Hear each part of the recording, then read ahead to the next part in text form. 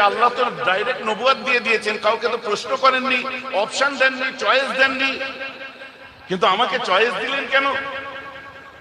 তখন লুকমান হাকিম বলছেন, আল্লাহ আমি যদি চাই নবী হব তো তুমি আমায় নবী করে দেবে, কিন্তু আল্লাহ গো আমি নবী হতে চাই না, আমি তোমার বন্ধু ওলি হতে চাই। আল্লাহ বলছেন, বন্ধু যখন বলেছো আমার কোরআনে তোমার জন্য জায়গা রাখলাম সূরাতুল লুকমান। জোরে বলুন সুবহানাল্লাহ। আর কারো কোনো অসুবিধা আছে? আরে আমাদের তো নেই, যারা দূর দূর থেকে দেখছে, ঝোড়া কোদাল নিয়ে মাওলানা হয়েছে, কুন্নি হাতুড়ি ছেনি নিয়ে মাওলানা হয়েছে,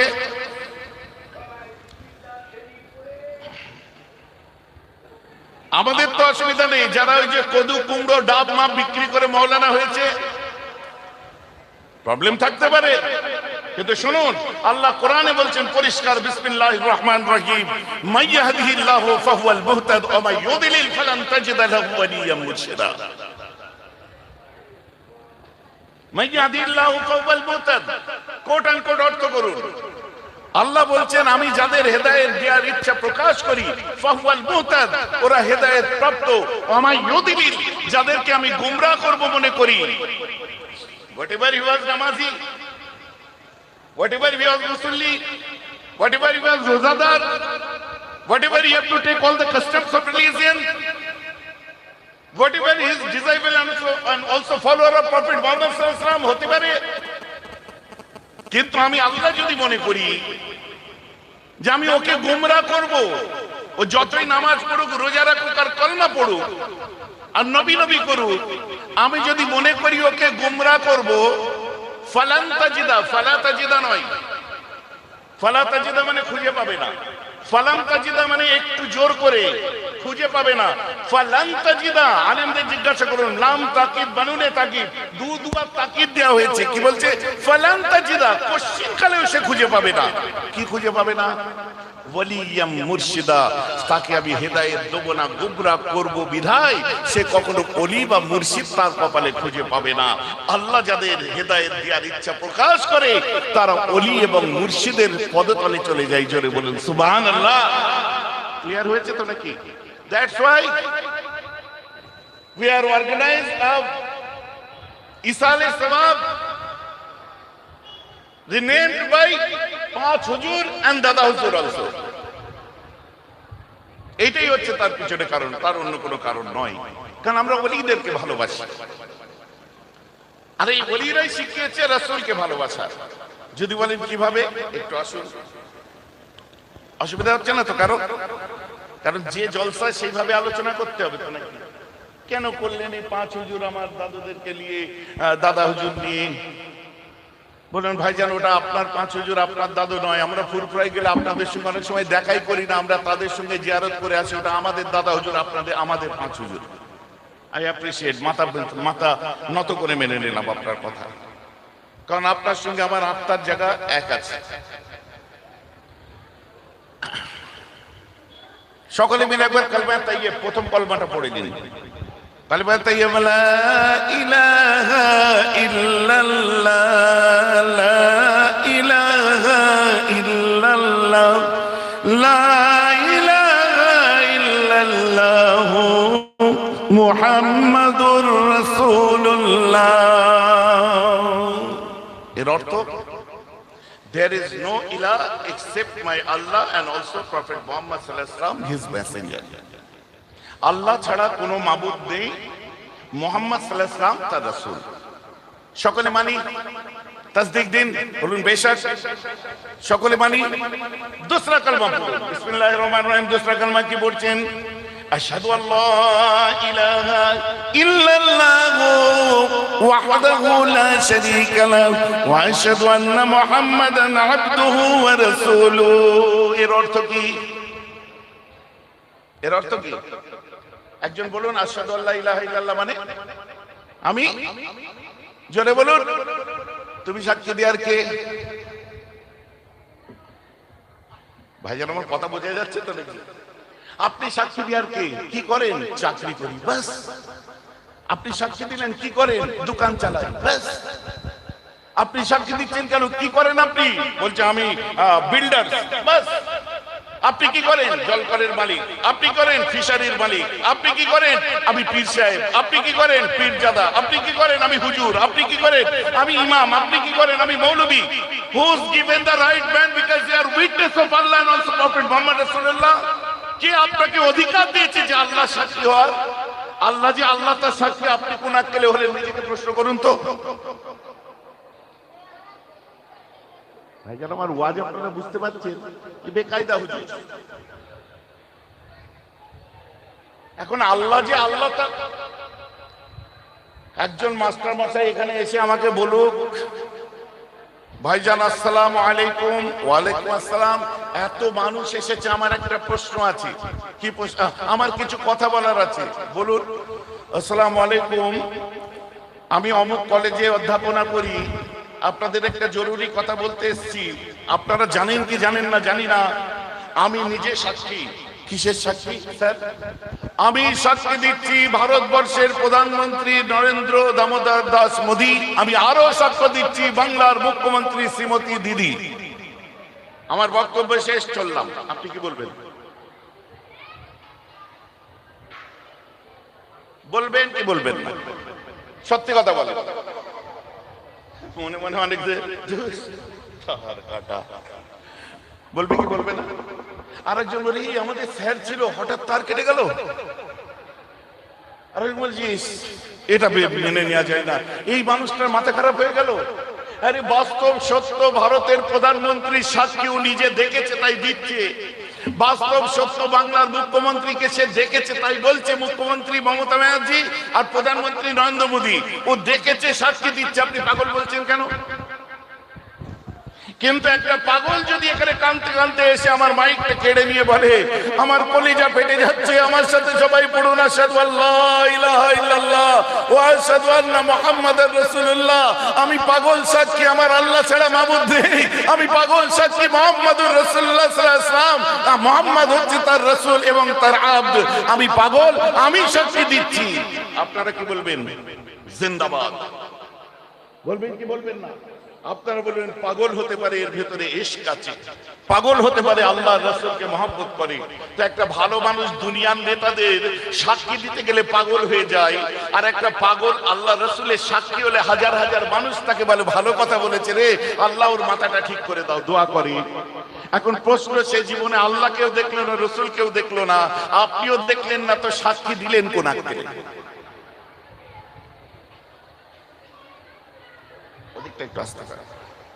বাবু সুর টাং মেরে ওয়াজ করে টাইম কাটিয়ে চলে যাব না, একটু এসছি যখন আলোচনা করে যাব। কারণ এখন আলোচনা করা আমি একটু কমিয়ে দিয়েছি। কেস হয়ে গেছে, বলি তো মা মার খাই, না বলি তো বাপ ব্যাংক খাই।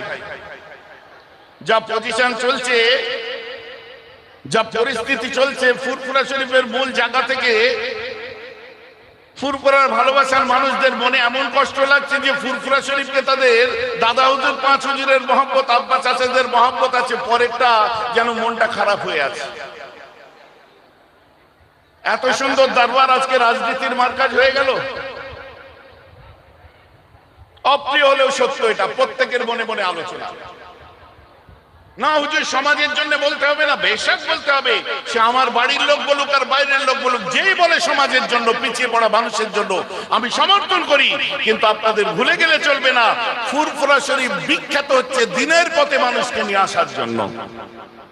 কিন্তু আপনাদের ভুলে গেলে চলবে না, দুনিয়া চাকরি বাকরি কাজকর্মের জন্য যারা চিৎকার করছে, ওই মানুষগুলো চাকরি বাকরি পাওয়ার পরে যে মরে কবরে যাবে, কবরে যাওয়ার প্রস্তুতি নেওয়ার জন্যও কিন্তু দাদা হুজুর বিখ্যাত। ঠিক কথা ঠিক বলছি না ভুল বলছি? ফুরফুরা শরীফ হচ্ছে মূল দিনের পথে মূল একটা অর্গানাইজেশন, যে কাজ দাদা হুজুর করেছেন। আমি তাই ঠিক করেছি, কে কি করছে জানি না, দিনই দিকটা জোর কদমে আমি জোর লাগিয়ে চালিয়ে যাব। বাবু ওইখানটা একটু আস্তে কথা বলেন।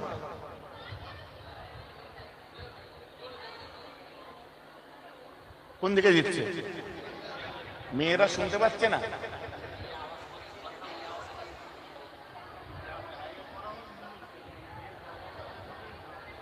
তোমরা পাকা ফিট করে নিও। আমার জলসা দেওয়ার যে সিস্টেম আছে, সিস্টেমে এটা লেখা আছে, বলা আছে যে পর্যাপ্ত পরিমাণে ফ্যান মজলিসে দিতে হবে। এটা ভুল হয়ে গেল যে ঠিক আছে ভাইজান, আমার কথা বুঝতে পারছেন তো নাকি? ওদেরকে একটু আস্তে কথা বলতে বলেন না।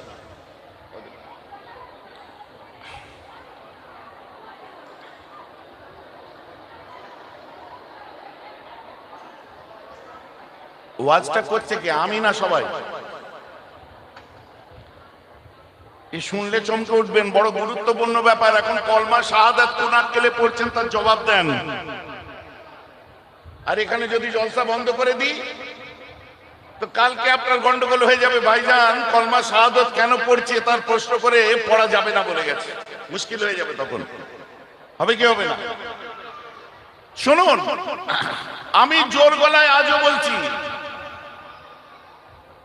আমি কালমা শাহাদাত পড়ি, আমরা পড়ি, আমাদের অধিকার আছে পড়ি। যদি বলেন কেন, আল্লাহর কোরআন বলছে বিসমিল্লাহির রহমানির রহিম, ইয়া আইয়ুহাল্লাযীনা আমানুত্তাকুল্লাহা ওয়া কুনু মাআস সাদিকিন। সুবহানাল্লাহ বলেন।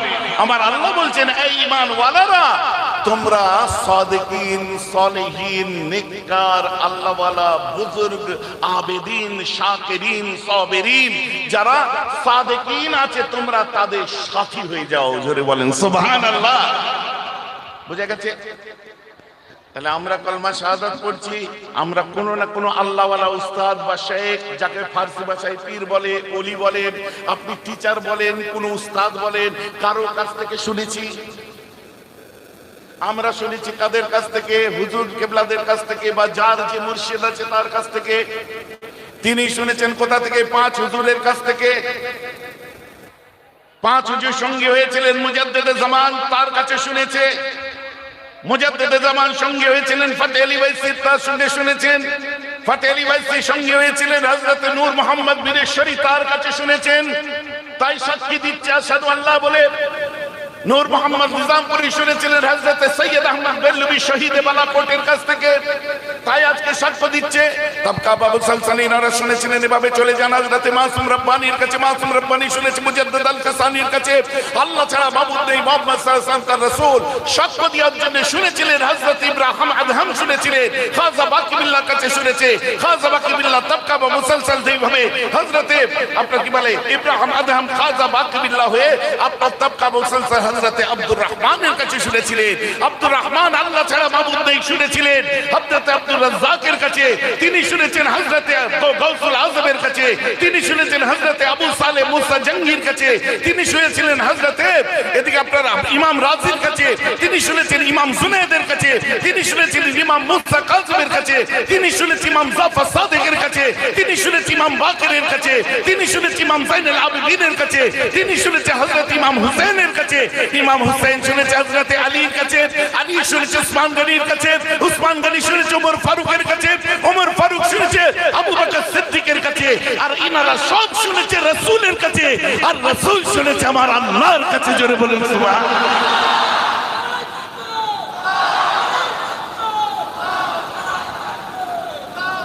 এটাকে বাংলায় বলা হয় শিকল, উর্দুতে বলা হয় জঞ্জির, ইংলিশে বলা হয় চেন, আর আরবিতে বলা হয় সিলসিলাতুন, মানে জিনজির, সিলসিলা। তাই বলি সিলসিলায়ে ফুরফুরা শরীফ। এই চেন ওয়াইজ আমরা সত্যবাদীদের বুকে শুনে শুনে এসেছি, ওলি আউলিয়াদের ওপর করে শুনতে শুনতে আমরা এসেছি।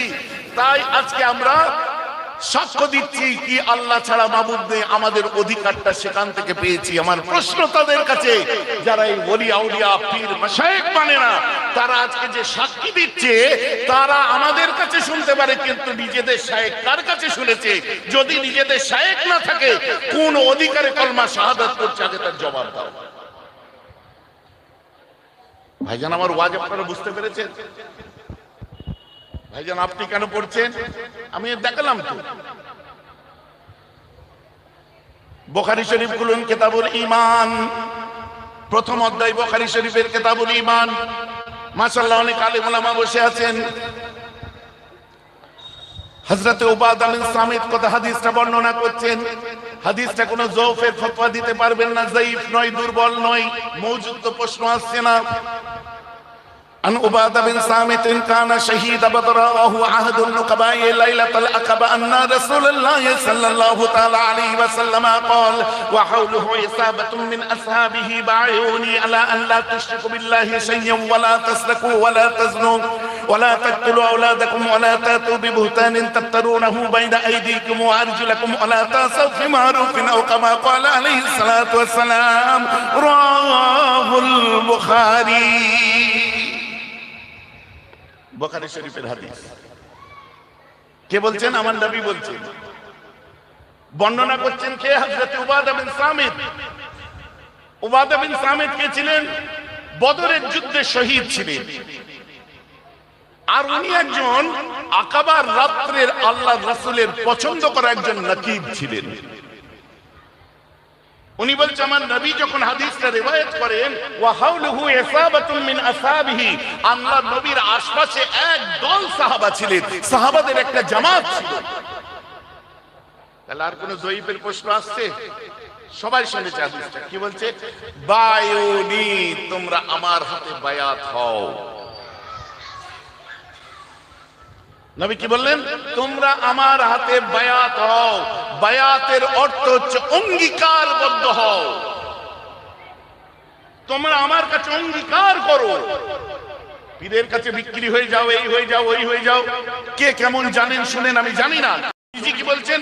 বায়ুনি, বায়াতের অর্থ মোল্লা আলী কারি রাহমাহুল্লাহ, হযরত জারুল্লাহ জামাখশারি রাহমাহুল্লাহ। বায়াতের অর্থ যত বুখারী সারা লিখেছেন, যত ইমামরা বায়াত কথার অর্থ সেখানে বলেছে অঙ্গীকারবদ্ধ হওয়া, যে আমি ওয়াদা করছি আপনার কাছে যে আল্লাহর সাথে কারো শরীক করব না, আমি চুরি করব না, আমি জিনা করব না, আমরা সন্তান হত্যা করব না, আমরা ওয়ালা তাতু বিবুহতানিন তাফতারুনাহু বাইনা আইদিকুম ওয়া আরজুলাকুম, আমরা মানুষের সামনে এক কথা পিছনে এক কথা বলবো, মানে চগলখড়ি করব না।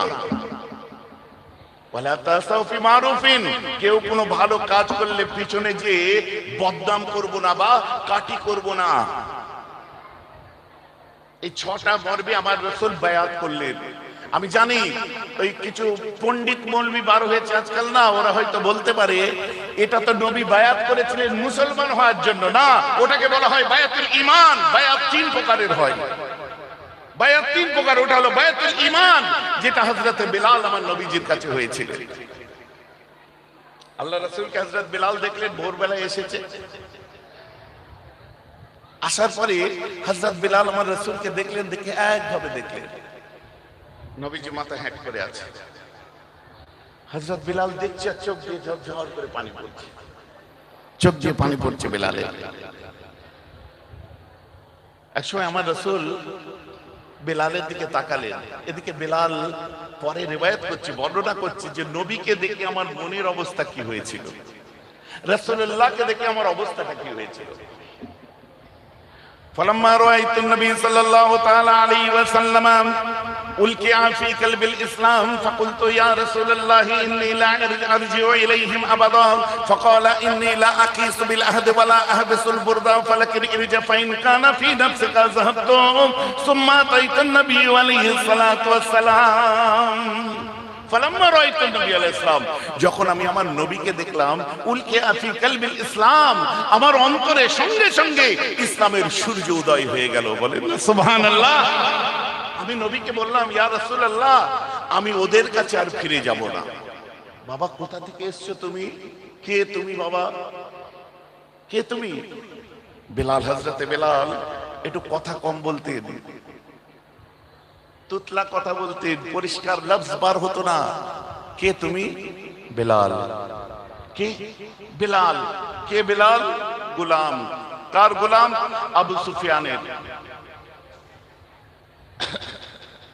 আবু জেহেলদের, আবু সুফিয়ান, উতবা, ওই উমাইয়াদের গোলাম। এক কথায় আমার নবী বলছে, আমিও তো আমার আল্লাহর গোলাম। কি হয়েছে বাবা? বলছে হুজুর আমি ওদের কাছে আর ফিরে যাব না, অনেক দিন থেকে মনে মনে করেছিলাম এমন একজন আসছে আসছে আসছে যে আপনার গরিবের চোখের পানি মুছাবে, এতিমদের সাহারা হবে, বেবাদের আসরা হবে, ভটকনে ওয়ালাদের হেদায়েতের সিতারা হবে, খানা বদুসের মাকাম হবে, নামাজের জন্য তাকাদ্দুস হবে, আর উম্মতদের জন্য সাহারা হবে, বেসাহারা উম্মতের সাহারা আপনি এসেছেন রাসূল, আমি আপনার কাছ থেকে আর ওদের কাছে যাব না। আমার নবী বলছে শোনো বেলাল, আমি ওয়াদা করেছি যে আমি কোন রাষ্ট্রদূতকে আটকাবো না, আমি অঙ্গীকারবদ্ধ। কবে ওয়াদা করেছেন? যে আমি অঙ্গীকারবদ্ধ হয়েছি, আমি কোন কৃতদাসকে আটকাবো না, কোন রাষ্ট্রদূতকে আটকাবো না। তুমি বরং ফিরে যাও, তোমার মনের অবস্থা এমন হলে তুমি আবার চলে আসবে। হযরতে বেলাল চলে যাওয়ার সময় যখন এই কথা শুনেছে, দুই চোখ দিয়ে ঝরঝর করে পানি পড়ছে, মাথা হ্যাট করে আছে। আমার রাসূল মাথা মুবারকে বেলালের হাত দেওয়ার পর বেলাল আমার রাসূলের হাতটা ধরে চুমু দিতে আরম্ভ করেছে। ফাকাব্বালা ইয়াদাহু, চুমু দিয়েছে, চুমু দিয়ে ঝরঝর করে হযরতে বেলাল কাঁদতে আরম্ভ করে দিয়েছে। হুজুর আপনাকে ছেড়ে চলে যেতে আমার কলিজাটা ফেটে যাচ্ছে হুজুর, কিন্তু আমাকে তো যেতে হবে, আপনার হুকুম। হুজুর আমাকে এই মুহূর্তে ঈমানের কালেমা পড়িয়ে নিন, আপনার হাতে আমি বায়াত করতে চাই। হযরতে বেলাল আমার রাসূলের হাতে বায়াত হয়ে যায়, ঈমানের কালেমা পড়ে বায়াত হয়, এটাকেই বলা হয় বায়াতুল ঈমান। আমার রাসূল বলছে বেলাল বাবা তুমি এবারে চলে যাও, বাবা এবার যাও। কাঁদছে। আচ্ছা হুজুর সারাদিনে পেটের খাবার কম খাই আর মার বেশি খাই, চলে যাব, ওরা কোনোদিন মারতে মারতে হয়তো আমাকে মেরে ফেলবে, তখন কি হবে হুজুর? তখন কি হবে হুজুর? মারতে মারতে যদি মেরে ফেলে আমাকে? আমার রাসূল বলছে কিচ্ছু হবে না, আমি দোয়া করছি আল্লাহ তোমাকে হেফাজত করবে। বলেন না সুবহানাল্লাহ। দোয়া কে করেছে? ये दुआ उनकी है जिनकी मुंह से दुआ निकलते नहीं वहां कबूल हो जाते हैं। बोलুন না সুবহান। যে দোয়া করেছে তার মুখ দিয়ে দোয়া বেরোবার আগে কবুল হয়ে যায়, কোনো সন্দেহ নেই এতে। অনেকে হয়তো ইংরেজি পড়াশোনা করা, সায়েন্সের ছাত্র আছে, অনেকে আপনার মেটাফিজিক মানে না, কি করে হাউ ক্যান দিস পসিবল অনেকের মনে আসতে পারে। এত প্রেম, এত ভালোবাসা, আমি তো মুহাম্মদ সাল্লাল্লাহু আলাইহি ওয়াসাল্লামকে অতটা ওইভাবে দেখি না, তাহলে আমি কি করে মানবো? আপনাকে মানতে গেলে আপনাকে কোরআন হাদিস দেখলে হবে না, আপনাকে দেখতে হবে দ্য অ্যাপোলজি ফর মুহাম্মদের মধ্যে ডেভিড পোর্ট কি লিখছে, আপনাকে দেখতে হবে mister sir William Muir the democracy of ইসলামের মধ্যে কি লিখছে, আপনাকে দেখতে হবে মিস্টার লা মার্টিন তুরস্কের ইতিহাসের মধ্যে কি লিখছে, আপনাকে দেখতে হবে মিস্টার ওয়াশিংটন আরভিং কি লিখছে, আপনাকে দেখতে হবে মিস্টার ওয়ালিয়ারি কি লিখছে, আপনাকে দেখতে হবে আপনার মরিস বোকালি কি লিখছে, আপনাকে দেখতে হবে লা মার্টিন কি লিখছে, আপনাকে দেখতে হবে ইয়াং ইন্ডিয়ার মধ্যে মহাত্মা গান্ধী কি লিখছে। এইভাবে দুনিয়ার গুলো আগে দেখুন, অটোমেটিক আপনি আপনার রাসূলকে চিনতে পারবেন। এতদিন হুজুরদের কি আছে? ও গোলা লোকগুলো যে বসেছে সুবহানাল্লাহ বলছে, আল্লাহ শুকর আলহামদুলিল্লাহ, আমি গুনে গুনে দেখিয়ে দিতে পারি রতি মহারতি সব এখানে বসে আছে, আর গোলা লোক বসে না। কি ভাইজান কথা ঠিক বলছি না ভুল বলছি? এখন যারা ওয়াজ শুনতে বসেছে তাদেরও দুয়ে দুয়ে চার, চারে চারে আট, যাচাই করার যোগ্যতা আছে, এসে গেছে। এরাও নিজেদেরকে এডুকেট করেছে, যে কোনো সিলাই করেছে, ইউটিউবের মধ্যে যে করেছে, পড়াশোনা করে করেছে, যেমন করে ফেসবুকে করেছে। আর সেদিন নেই, নারে তাকবীর আল্লাহু আকবার করে কাটিয়ে দেবে। ভাইজান কথা বুঝতে পারছেন কি পাচ্ছেন না? আমার বক্তব্যটা হচ্ছে এটাই, কি করে সম্ভব? রাইট, আল্লাহ রাসূলের হাত ধরে বলছে হযরতে বেলাল, মহব্বত, দোয়া কবুল হবে, নবী বললে কবুল হবে। না ভাইজান, হ্যাঁ ইয়েস, আপনি মানেন? হ্যাঁ মানি। আপনি মুসলমান। আপনি মানেন? হ্যাঁ মানি। কেন মানেন? আমি মুসলমান, আমি মানি। মিস্টার ডেভিড পোর্ট কেন মেনেছিলেন? উনি তো মুসলমান নয়। মিস্টার ফিলিপ নেইট্রি কেন মেনেছিলেন? মুসলমান নয়। চন্দ্রভ্রমণে যে যারা এসে সাক্ষ্য দিয়েছিল হযরত মুহাম্মাদের আঙ্গুলের দাগ দেখে এসেছি, তারা মুসলমান নয়। কি করে সম্ভব হয়েছিল? আজকের পৃথিবীতে আপনি যা দেখতে পাচ্ছেন, যা দেখছেন, আমার আল্লাহ সব কোরআনে বলে দিয়েছে, আমার নবী তার ভবিষ্যৎবাণীতে সব বলে দিয়েছে। কি করে সম্ভব হয়? আপনি ফেরাউনের কথা শুনছেন, চলে যান, আজও ফেরাউন দেখতে পাবেন। কোরআন এমনি ফাউ কথা বলে না, ফেরাউন আজও আছে। কোথায়? আপনার মিশরের জাদুঘরে আজও ফেরাউনকে দেখতে পাবেন। আল্লাহর কোরআন বলেছে চন্দ্রগ্রহণ হবে, সূর্যগ্রহণ হবে, আজও আমরা দেখতে পাচ্ছি চন্দ্রগ্রহণ, সূর্যগ্রহণ। আমার আল্লাহ বলেছেন, আমার নবীজি বলেছেন জলজল, ভূমিকম্প হবে, খসফা হবে, মৎস্য হবে, সুনামি হবে, আমরা দেখে নিয়েছি। অস্বীকার করতে পারে? আমার আল্লাহ বলছেন মারাজাল বাহরাইনি ইয়ালতাকিয়ান বাইনাহুমা বারযাখুল লা ইয়াবগিয়ান। কোরআন বলছে দুটো সমুদ্র বয়ে যাবে, একটার পানি আলাদা হবে, আরেকটার পানি আলাদা হবে, মধ্যে কোনো পর্দা থাকবে না, তাও একটার সঙ্গে আরেকটা মিশবে না। দেখুন, ইউটিউবে দেখুন, মিশরের নীল নদ দেখুন, খারা পানি মিঠা পানি দেখুন, অত দেখতে হবে না। এই গঙ্গার মায়াপুরে চলে যান, দেখবেন গঙ্গার পানি দুটো কালার। ত্রিবেণীতে চলে যান, গঙ্গার পানি দুটো কালার। কথাটা বুঝতে পারছেন কি? এগুলো আজ দেখছেন, আমার কোরআন সূরাতুর রহমানে বলে দিয়েছে। মিলিয়ে নিন আপনি। আবার বিজ্ঞান না কোরআন অনেক আগের একটা সাবজেক্ট ছিল, এই খড়ের মাঠে এর আগে এসে আমি অনেক ছোটবেলায় করে গেছিলাম।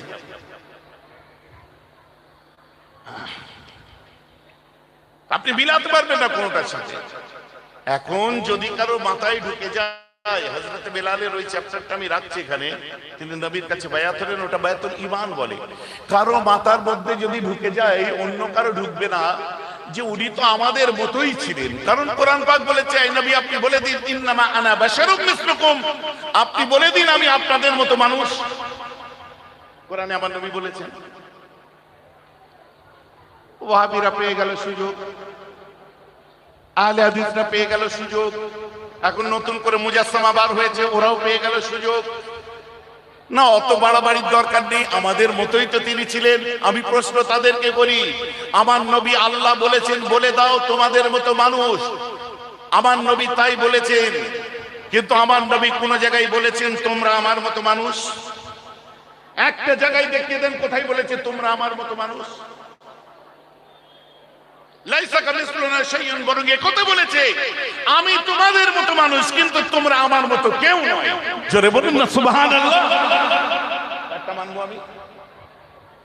ভাইজান কথা বুঝতে পারছেন? কি কিটকাল, কি ঝামেলা, বুঝলেন? আল্লাহর কোরআন মানবো না, আপনার কথা মানবো। কোরআনে বলছে পরিষ্কার। আমি ভাই, কোরআন থেকে যদি কেউ জিদ করে আপনারা বলেন যে আল্লাহর রাসূল আমাদের মতো মানুষ ছিলেন, তাহলে আমিও কিন্তু জিদ করে অন্য কথা কোরআন থেকে বলবো, তখন আর কাটতে পারবেন তো? কারণ আমাদের কিছু নেই, আমাদের ইবাদত বندگی রিয়াজত যাই বলেন, রাসূলুল্লাহর জন্য যদি জান ফিদা না করতে পারেন, কোনো কিছু নেই, কাজ হবে না। সবের মূল হচ্ছে রাসূলুল্লাহ। একটা কথা নিয়ে তর্ক বিতর্ক করছিল, আমি শুনছিলাম। আমি আজ সেই কথাটা বলছি, শুনুন।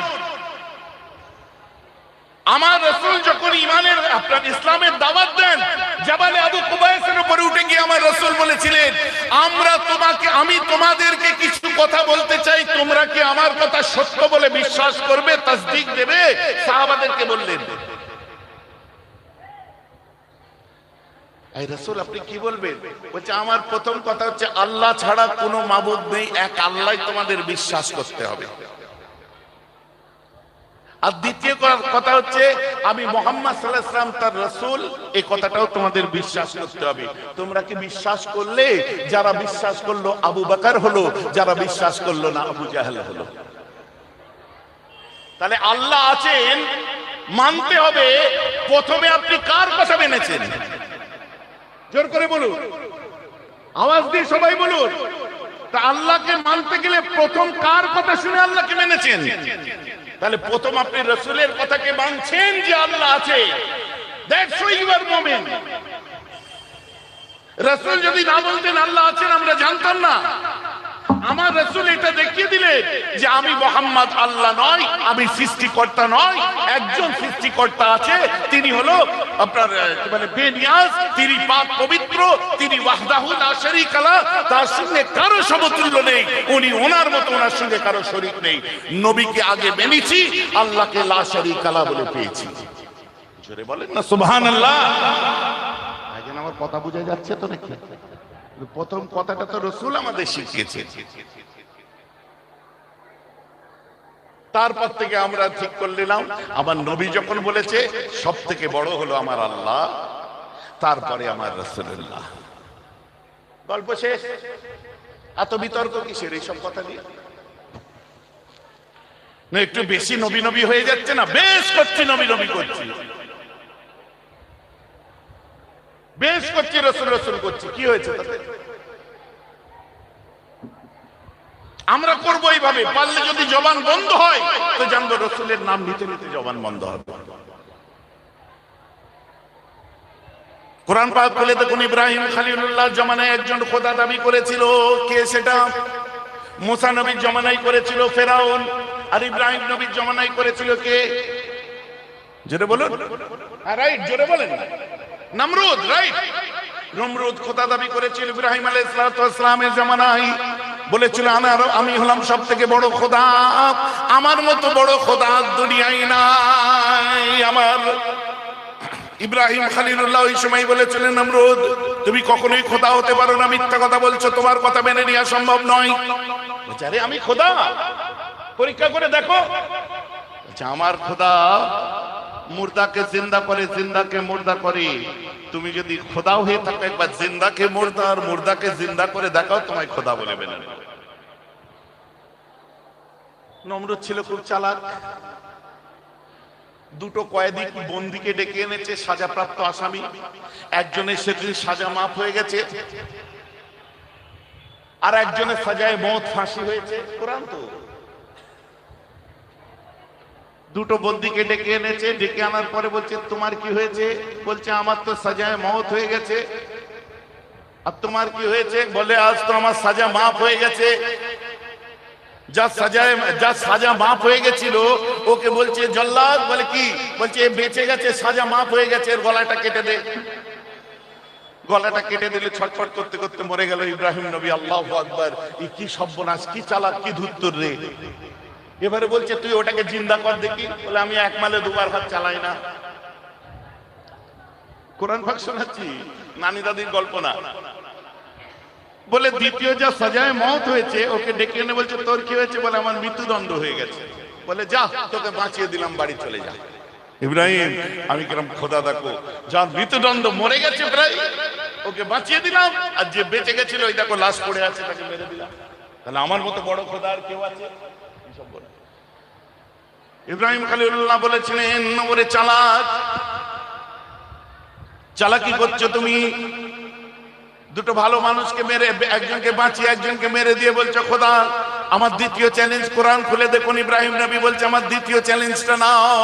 আমার আল্লাহ পূব দিক থেকে সূর্য উদয় করে আর পশ্চিম দিকে ডুবাই। এই নমরুদ তুমি যদি খোদা হয়ে থাকো, একবার পশ্চিম দিক থেকে সূর্য উদয় করে দেখাও, তোমাকে খোদা বলে মেনে নেব। নমরুদ পারবে? ওর বাপ পারবে? দাদু 14 পুরুষ। নমরুদ পারেনি।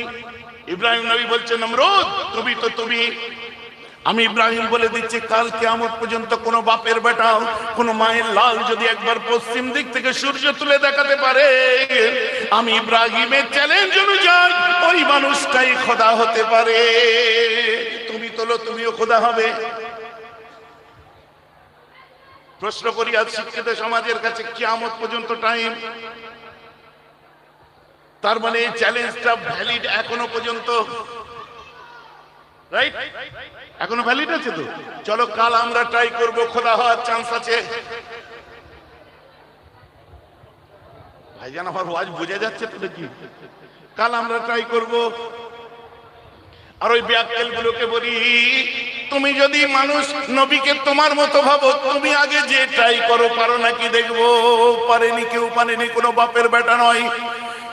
কোন মায়ের লাল পারেনি, কোন আল্লাহওয়ালা, কোন গৌস কুতুব পেরে ওঠেনি, কোন নবী রাসূল পারেনি। কিন্তু দৌরে নবুয়ত এসেছিল যখন আমিনা লালের দৌরে নবুয়ত আসলো, নবী বেমিসালের দৌরে নবুয়ত আসলো, আব্দুল্লাহর কলিজার টুকরা দৌরে নবুয়ত আসলো, কোটি কোটি মুমিনের হৃদয়ের স্পন্দনের আমার রাসূল যখন নবী হয়ে দুনিয়ার বুকে তাশরীফ এনেছেন, দিনের কাজ করতে গেলেন, কাজ করে করে হাঁপিয়ে গেলেন। আমার রাসূল ক্লান্ত পরিশ্রান্ত শরীরটাকে নিয়ে মসজিদের মধ্যে প্রবেশ করলেন। প্রবেশ করার পরে ওয়াক্ত ছিল আসরের।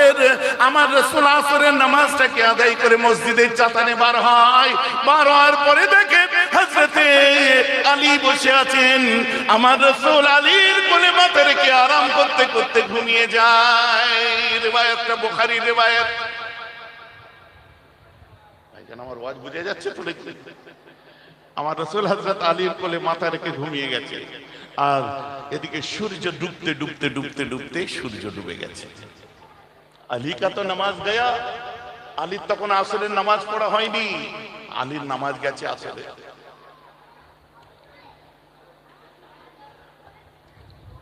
কি সর্বনাশ! চোখে পানি হযরতে আলীর,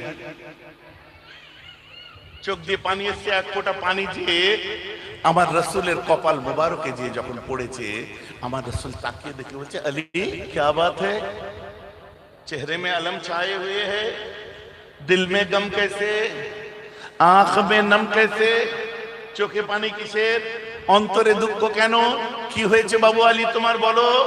বলছে হুজুর আমার আসরের নামাজ কাজা হয়ে গেছে। হায় হায় হায় হায়, আমাকে জাগিয়ে দিতে পারতে, তুমি আমায় জাগিয়ে দিলে না কেন? তোমার আসর গেছে, তুমি আমায় জাগিয়ে দিতে।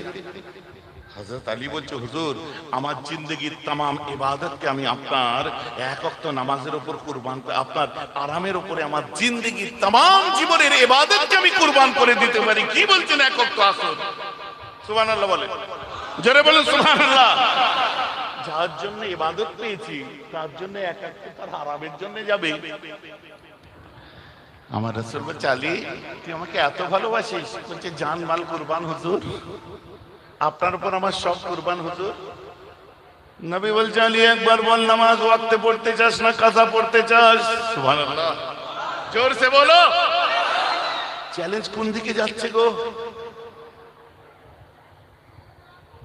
নবী কি বলে ফেললেন? ইব্রাহিম নবীর চ্যালেঞ্জ, পশ্চিম থেকে কিয়ামত পর্যন্ত চ্যালেঞ্জ দিলাম, কেউ যদি সূর্য তুলতে পারে সেই। এই চ্যালেঞ্জ তো অন্যদিকে চলে গেছে। ওয়াজ বোঝা যাচ্ছে পিছনের ভাইরা? বোঝা যাচ্ছে তো? আমার রাসূল নিজের চেহারায় নূরে মুজাসসামকে ঘুরিয়ে নেয়। ডুবা সূর্যের দিকে পশ্চিম দিকে আমার রাসূল যখন ঘুরে দাঁড়িয়ে যায়, সূর্য এদিকে আল্লাহকে বলছে আল্লাহ তুমি তো আজ আমার নসিব চমকে দিয়েছো, আমার মুস্তাফা আমাকে ইশারা করবে। মুস্তাফা ওদিকে দাঁড়িয়ে গেছেন, পশ্চিম দিকে মুখ করে আঙ্গুলটা বাড়িয়ে দিয়েছে সূর্যের দিকে। আলীর দিকে তাকিয়ে বলছে মুসাল্লা বিছা। আহা সুবহানাল্লাহ, মুসাল্লা বিছা। আলী বিছিয়ে দিয়েছে মুসাল্লা, নামাজের জন্য নিয়ত কর। রাসূল মাগরিব, বলছে ধর মাগরিব নাই তো যেটা হয় না ওটা নিয়ত কর। বলছে আসর? বলছে হ্যাঁ। বলছে হ্যাঁ হুজুর, নামাজ পড়বো না তো পড়বোই না, আর আলী যদি পড়ে ওয়াক্ত ফিরিয়ে দিন আমি ওয়াক্তে পড়বো। জোরে বলেন সুবহানাল্লাহ। আমার রাসূল নিজের চেহারাটাকে পশ্চিম দিকে ঘুরিয়ে নেয়, আর ডুবা সূর্যের দিকে আমার রাসূল শাহাদাত আঙ্গুলের ইশারা করে, ইশারা করে, ইশারা করে, ইশারা করে, ইশারা করে। আমার রাসূলের আঙ্গুলের ইশারায় ডুবা সূর্যটা আলী রাসূলের নামাজের জন্য পশ্চিম দিক থেকে উদয় হয়ে যায়। ইব্রাহিম খলিলুল্লাহ চ্যালেঞ্জ, এই নমরুদ তুমি কিয়ামত পর্যন্ত যদি কোনো বাপের বেটা আল্লাহর বান্দা যদি পশ্চিম দিক থেকে সূর্য তুলে সেই খোদা হতে পারে, কোন বাপের বেটা নয়, আব্দুল্লাহর বেটা, মুসলমানদের কলিজার টুকরা আমিনাল্লাহ নবী বেমিসাল আমার রাসূল পশ্চিম দিক থেকে সূর্য তুলেছে। ইব্রাহিম নবীর চ্যালেঞ্জ অনুযায়ী আমার রাসূল হলো। আমি বলি আমি ব্রেক মেরেছি হেবি জোর, কিন্তু দাঁড়িয়েছে কোথায় আপনারা বলুন? ওই ব্যাককেল গুলোকে জিজ্ঞেস করুন। এবারে তুমি যদি দুশমনানের রাসূল হয়ে সিজদা করতে পারো, গোলামানে মুস্তাফারা কিন্তু মরে যায় নাই। তুমি দুশ্মনী করলে গোলামরা রাসূলের মরে যায়নি, মুস্তাফার গোলামরা জিন্দা আছে। তুমি তোমার মতো তুলনা করলে কোথায় অন্য কিছু তুলনা হয়ে যাবে তুমি বুঝে উঠতে পারবে না। আর চ্যালেঞ্জটা কোরআনের, তাই আমার আল্লাহ বলছেন হাবিব তুমি তো আমার সাথে চ্যালেঞ্জ করে নিয়েছো। আমি পূব থেকে তুলি, তুমি পশ্চিম থেকে তুলছো। আমার রাসূল কেমনি জাদুকর বলতো, আমার রাসূলকে দেবতা বলতো, আমার রাসূলকে আক্স দেনেওয়ালা বলতো, বলতো কি বলতো না? আমার রাসূল, আমার আল্লাহ বলছে হাবিব এক্ষুনি একটা ডিক্লেয়ার দাও। পরওয়ারদিগার কি ডিক্লেয়ার দেবো বলে দাও, আমি খোদা নই এটা আগে বলো। কিভাবে বলবো? বলছে কুল, নবী তুমি বলে দাও। আমার নবী বললেন ইন্নামা আনা বাশারুম মিসলুকুম, এই দুনিয়ার মানুষ শুনে রেখে দাও, আমি 3 দিনের বাচ্চাকে কথা বলাতে পারি, আমি পাথর কাঁকরকে কলেমা পড়াতে পারি, আমি পূব দিক থেকে পশ্চিম দিক থেকে সূর্য উদয় করতে পারি, তথাপি এই দুনিয়ার মানুষ তোমরা আমি নবীকে খোদাও বলো না, আর খ্রিস্টানদের মতো খোদার বেটাও বলো না। ইন্নামা আনা বাশারুম মিসলুকুম, আমি তোমাদের মতো মানুষ। এই জন্য আয়াতটা নাজিল হয়েছে। এইটাই হলো আয়াতের তাফসীর। যদি না বলতেন আজ কি ভাবতাম আমরা? না হুজুর তার তো রক্ত মাংসের শরীর ছিল।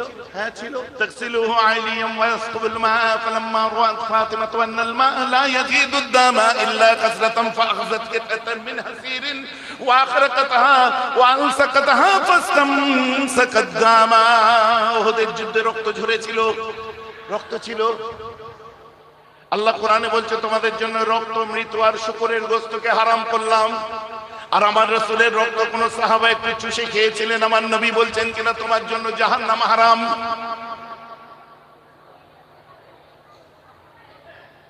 আমার জন্য আইন আলাদা, ওনার জন্য আলাদা কেন? অনেক কিছু আছে বলছি। আমি বিরক্ত লাগছে না তো? একটু গরম লাগছে আমি বুঝতে পারছি আপনাদের। আমি জানি না এটা আমার এই খান ভাই যে আব্দুল যে আছে ও মিস্টেক করেছে কিনা। প্রত্যেক জলসায় বলে দিয়ে আছে যে আমার এখানে ফ্যান থাক আর না থাক পর্যাপ্ত পরিমাণে জলসার মজলিসে ফ্যান দিয়ে দেবে। আর সেদিন নেই। এখন মাশাআল্লাহ ঘরে ঘরে ফ্যান, এসি। কথা বুঝতে পারছেন? এগুলো আর এসি ফ্যান আর ফ্যাশন নেই, এগুলো নিত্য প্রয়োজনীয় জিনিস হয়ে গেছে। এগুলো বুঝতে হবে, বুঝতে পারছেন? এককালে গাড়ি চড়া ফ্যাশন ছিল, এখন গাড়ি প্রত্যেক ঘরে ঘরে সাইকেল নেই, মোটর সাইকেল ভর্তি। যাদের জরুরত আছে গাড়ি ভর্তি, খালি আমাদের গাল খেতে হয় আলাদা ব্যাপার। হুজুর কেন এত দামি গাড়ি চড়বে? লে তুমি চড়ছো তার বেলায় অসুবিধা নেই। স্বাধীনতা দিবসের দিনে সাকলায়নের গাড়িটা নিয়ে একটু বেরিয়েছি, ছাদ খুলে যায়, বুঝতে পেরেছি বাবা হুজুরের এত দামি গাড়ি, বুঝতে পারছেন? আরে আল্লাহ দিক, যাকাত দাও, গরিবদের দান করো, সবকিছু করো, করার পরে তোমার সব কোটা কমপ্লিটের পরে একটু জানে দাও, ওতে সওয়াব আছে। আমি যদি ভাঙা অ্যাম্বাসেডারে করে আসতাম 8:15 বার হয়ে 10:15 এখানে পৌঁছাতে পারতাম? কথাটা বুঝে যাচ্ছে তো নাকি? তাহলে আমি সেই বিকেল 4টেই বার হতে হতো, ডুডু ডুডু করে আসতাম। কি চাচ্ছ? ভাঙা অ্যাম্বাসেডার চড়বো? বেলে লোক, ভুক্কা নাঙ্গা লোক। তুমি একটা গাড়ি কিনেছো, কেনার পর তার চাকায় ক্যাপ লাগিয়ে রিল করে দেখাচ্ছ লোককে, দেখো এই রিলের ক্যাপটা এখন লাগালাম হুজুর। আমাদের তো দেখাতে হয় না, তা এত বদনাম করো কিসের জন্য? আমি যদি চাকাটা দেখিয়ে দিই তো তোমার নতুন গাড়ি হয়ে যাবে। আর এটা দেখতে পাচ্ছ না কোথায় বসে আছেন? এখানে কোথায় বসে আছেন? এটা বেহেশতের বাগান। কোন জায়গায় কায়েম হয়েছে? খড়ের মাঠে। খড়ের মাঠ বেহেশতের বাগান হয়েছে। এখান থেকে সন্ধ্যালিয়া রেলগেট কত দূর? 1.5 কিলোমিটার। ওটা রেলগেটটা পার হয়ে বাঁদিকে একটা রাস্তা ঢুকছে, চেনেন? গেছেন ওই গ্রামে কেউ কোনোদিন? হ্যাঁ, কি গ্রাম গো? হ্যাঁ, ওই গ্রামটায় ঢুকে যেয়ে দেখবেন একটা আবাসিক মেয়েদের স্কুল আছে, আলিফ গার্লস মিশন। নাম শুনেছেন? মাথা লাড়ছেন কেন? বাচ্চাদেরকে ওখানে দেবেন, মেয়েদেরকে ওখানে পড়াশোনার জন্য পাঠাবেন। খুব উন্নত মানের পড়াশোনার আবাসিক প্রতিষ্ঠান তৈরি করা হয়েছে, আল্লাহ করিয়েছেন। সকলে বলুন আমিন। এই যে আমিনপুর খাজা মঈনুদ্দিন চিশতি রহমাতুল্লাহ আলাইহি যে মাদ্রাসা যেটা আছে, এর দারসে বুখারীর দিনে আমি এসেছিলাম। এগুলো আমাদের প্রতিষ্ঠান নয়? আমিনপুর মাস আমাদের প্রতিষ্ঠান? আরে আমার নিজের নাই, আমাদের না? তেতুলিয়া, আবু জাফরিয়া, জামিয়া ইসলামিয়া দেখেননি? জঙ্গল মহলে পিএনএস মিশন আপনারা ভিডিওই দেখেননি? পীর নুরুদ্দিন সিদ্দিকী মিশন জঙ্গলের ভিতরে। কল্যাণবাড়িতে মুফতিদের জন্য যে জিনিস তৈরি করা হয়েছে খুব তাড়াতাড়ি চালু হবে আল্লাহর রহমতে, এখন মক্তব চালু হয়ে গেছে। এগুলো আপনারা দেখছেন না? নূর মুনির সিদ্দিকিয়া দারুল কোরআন, কতগুলো দেশে করা হয়েছে, আপনারা খেয়াল রাখেন না? তো ওই পয়সাগুলো যদি নজরানা হিসাবে আমাকে দিত তো আমি তো কোটিপতি হয়ে বসে থাকতাম। ভাইজান কথা বুঝতে পারছেন? এক দাঁড়ি পাল্লাই এক বাট্টারাই বিচার করার কি দরকার আমি তো বুঝে উঠতে পারি না। আমি সিঙ্গাপুরে গেছি, এয়ারপোর্টে আমাকে নিতে এসেছে, বুঝলেন, আমার গাড়িতে করে, আমার দেশে 8 কোটি টাকা দাম। আমি জিজ্ঞেস করছি, বন্ধু গাড়ি কার? মৌলানা শেখ। আমাকে ইংরেজিতে বলছে গাড়িটা আমার। বাড়িতে পৌঁছেছি দেখি দোর খোলা, একটা ছাদ খোলা একটা গাড়ি রাখা আছে। আমি এটা কার? বলে এটা আমি আর আপনার ভাবি যখন বেরোই একটু ফ্রি হতে তখন এইটা ব্যবহার করি। বাহ, আমি ভাবছি তোর জন্ম আমাদের ওখানে হয়নি, কপাল ভালো। মক্কা শরীফের কাবার ইমাম বার হয়ে এলো, এসে গাড়িতে উঠবে, ক্যাডিলাক গাড়িতে উঠছে। মদিনার ইমাম জিএমসি গাড়িতে উঠছে, কোনো ফতোয়া নেই। আর আমরা এক প্রান্ত থেকে এক প্রান্ত পাগলের মতো রাত বিরতে ঘুরে বেড়াচ্ছি। একটু ভালো গাড়িতে চললে এত কষ্ট হয় কেন? তোর কষ্ট হচ্ছে, আমি দোয়া করে যাচ্ছি, আল্লাহ আমার থেকে ভালো গাড়ি তোকে দিক, আল্লাহ সানাউল্লাহ থেকে ভালো গাড়ি তোকে দিক, আল্লাহ জুনায়েদের থেকে ভালো গাড়ি তোকে দিক। ভাইজানের দোয়া পছন্দ হচ্ছে তো নাকি? পছন্দ হচ্ছে না? আল্লাহ আমার ভাইদের থেকে ভালো গাড়ি তোদেরকে দিক।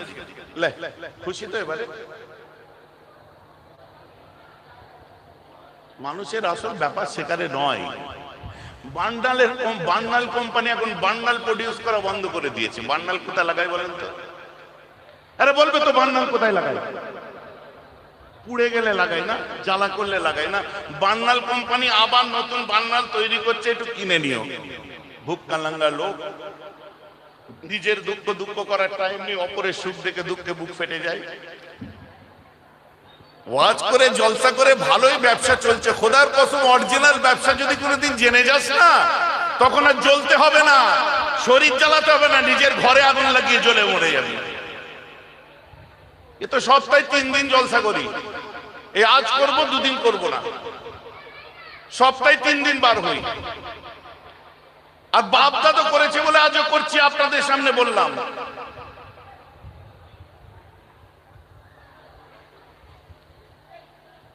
মানুষকে এনকারেজ করুন। আমার এই যে যুবকরা বসে আছে, ইসলামের স্তম্ভ কটা গো? জোর করে বলুন, জোর করে বলুন। 5টার মধ্যে ম্যাক্সিমাম মানুষ যেটা পালন করে ওটা 3টে করে থাকে, কালমা, নামাজ আর রোজা। আর 2টো বাকি রইল, হজ আর যাকাত। এই 2টো করতে গেলে ধনী লোক হতে হবে, পাগল। এখন যদি তার আগে তুমি মরো, মরার সময় আফসোস রয়ে যাবে, আল্লাহ আমি ইসলামের 5টা স্তম্ভের 3টে পেয়েছি, 2টো পারিনি, গরিব তাই। আল্লাহ বলবে উদউনি আস্তাজিব লাকুম, আমি তো বলেছিলাম আমার কাছে চা, আমি জবাব দিতে তৈরি আছি, কেন তুই চাসনি আগে বল। আর 5টার 5টা আদায় করে কবরে গেলে বলবে ইয়েস আল্লাহ আমি 5টার 5টাই আদায় করেছি। বলেন সুবহানাল্লাহ। আল্লাহ 5টার 5টা যেদিন আদায় করাবে, ইনশাআল্লাহ তোমারও দেখবে সুন্দর গাড়ি হবে। কিন্তু শর্ত হচ্ছে নিয়ত আজকেই করতে হবে যে আল্লাহ আমায় পয়সা দিলে আমি যার গোলাম, আগে আমার রাসূলের কদমে যে হাজিরা দেব। বুঝতে পারছেন না? এখানে নিয়ত করুন যে পয়সা দিলেই আগে রাসূলুল্লাহর কদমে যে হাজিরা দেব। এই রাসূল আপনার গোলামকে আপনার ওসিলায়, আপনার জুতো ধুলোর ওসিলায়, নালায়েল শরীফের ওসিলায় পয়সা দিয়েছে, তাই প্রথম হাজিরাটা আপনার দরবারে দিলাম। নিয়ত করতে পারবেন না? আর এটা হচ্ছে এথিক্স থিওরি। হজ করতে গেলে পয়সা জমাতে হয়, পয়সা জমাবার রাস্তাটা খুলে গেল, হজ করে আসার পরে কি বন্ধ হয়ে যাবে? না, বন্ধ হবে না, ওটা খোলাই থাকবে।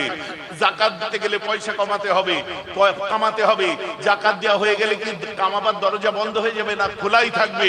তুমি এই কাজগুলো করলে আল্লাহ তোমায় ধনী লোক করবে। তখন তৃতীয় বিশ্বের কটা দেশের মতো গরিব থাকবে না, পৃথিবীর 58টা মুসলিম কান্ট্রি সব কটাই ধনী কান্ট্রি, ওদের মতো তোমরাও ধনী হয়ে যাবে। কথাটা বুঝতে পারছেন কি পাচ্ছেন না? আল্লাহর রাসূল কি এত ধনী ছিলেন? কি ওয়াজ শুনেছেন এতদিন? কি ওয়াজ শুনেছেন এতদিন? আল্লাহর রাসূল গরিবের ছেলে ছিলেন? একটা কেউ প্রমাণ করে দিন তো, একজন প্রমাণ করে দিন আল্লাহর রাসূল গরিবের ছেলে ছিলেন। আল্লাহ রাসূল গুরবাতের জিন্দেগি বেছে নিয়েছিলেন আমাদের জন্য। গরিবী জিন্দেগি বেছে নিয়েছিলেন আমাদের জন্য। না, আমার নবী তো ছাগল চড়াতেন। জানিস কেন চড়াতেন? বেকুব।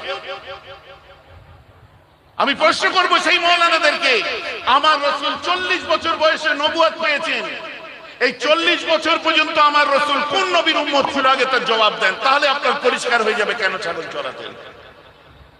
হ্যালো, আমার বক্তব্য বুঝতে পারলেন? আপনাদের প্রশ্ন মাথায় আসে না যে আমার নবী নবুয়তের আগে কোন নবীর উম্মত ছিলেন? 40 বছরে তো নবুয়ত পেয়েছেন, তাহলে আপনার ক্লিয়ার হয়ে যাবে। না ভাইজান, সত্যি এটা তো জানা ছিল না। শুনে নিন, আজ আমার রাসূল ছিলেন আল হালিব বলা হয় ওকে, আম্মা খাদিজা ছিলেন আল হালিব। এরা কারা? এরা আল্লাহকে এক বলে মানতেন, কিন্তু আল্লাহর সঙ্গে কারো সমতুল্য শরীক করতেন না, অগ্নি পুজো করতেন না, বুতপারস্তি করতেন না। যারা করত তাদের পছন্দ করত না বলেই আমার রাসূল গারে হিরায় উঠে গিয়ে বসে থাকতেন। আমার রাসূল ছাগল বকরি নিয়ে ময়দানে চলে যেতেন, যাতে এদের থেকে দূরে থাকতে হয়। সঙ্গে খাদিজার ছাগলগুলো দেখতে পেতেন, আমার রাসূল দেখতেন, এসে এদের কাছে না এসে কখনো এই ছাগলের গোয়াল ঘরে ঘুমিয়ে যেতেন, নিজে সব থাকার পরেও সেখানে ঘুমাতেন। কেন? যে শিরকের মধ্যে যাতে আমায় মুবতলা না হতে হয়, হিসাবে কথা বলতে হবে। আমার রাসূল ছিলেন কুরাইশ বংশের মানুষ। সৌভাগ্য আমার মুজাদ্দিদে জামান সেই বংশের মানুষ। আর ইতিহাস বলছে কুরাইশদের কাঁধের উপরে উঠেছিল অর্থের ঝুলি। কুরাইশ কারা জানেন? হযরত ইব্রাহিম আলাইহিস সালামের বড় ছেলের নাম হচ্ছে হযরত ইসমাঈল আলাইহিস সালাম। ইসমাঈল আলাইহিস সালামের ছেলের নাম ছিল নাবিদ। নাবিদের ছেলের নাম ছিল মাদ ইবনে আদনান। তার নপুরুষে জন্ম নিয়েছিলেন গালিব ইবনে ফিহর। এই গালিব ইবনে ফিহরের একটা দুঃখ ছিল যে আমায় দুনিয়া ভালো লাগে না, আমি আত্মহত্যা করব। গালিব ইবনে ফিহর গুহার মধ্যে বলতে যেতেন, সাপে কামড়াবে আমি মরে যাব, সাপে কামড়াবে আমি মরে যাব, এই খালি বলে ইচ্ছা। একদিন একটা গুহার মধ্যে ঢুকে দেখে হিরে মণি মুক্ত রত্ন টাকা পয়সা অঢেল। বলছে suicide cancel, no suicide, commitment cancel. উনি ওই যে অর্থের ঝুলি টুলি সব কাঁধে করে নিয়ে চলে আসলেন। এসে নিজে ভোগ করলেন, গরিবদেরকে দিলেন। কিসের ঝুলি কাঁধে উঠেছিল? ডিকশনারিটা খুলে দেখুন, অর্থের ঝুলি। থাইরিওয়ালাকে আরবি ভাষায় কুরাইশ বলা হয়। সুবহানাল্লাহ বলেন। তো এই বংশ স্টার্টিং হয়েছিল অর্থের ঝুলি কাঁধে উঠেছিল, তাই ওকে কুরাইশ বলে। এই কুরাইশরা কোনোদিন গরিব হয় না। আর এই কুরাইশদের না খেয়ে মরে গেলেও আমি কোনোদিন যাকাত নিতে পারবো না, না খেয়ে মরে গেলেও আমি ফিতরা নিতে পারবো না, না খেয়ে মরে গেলেও আমি সাদকা খেতে পারবো না, না খেয়ে মরে গেলেও আমি দান দিতে পারবো না।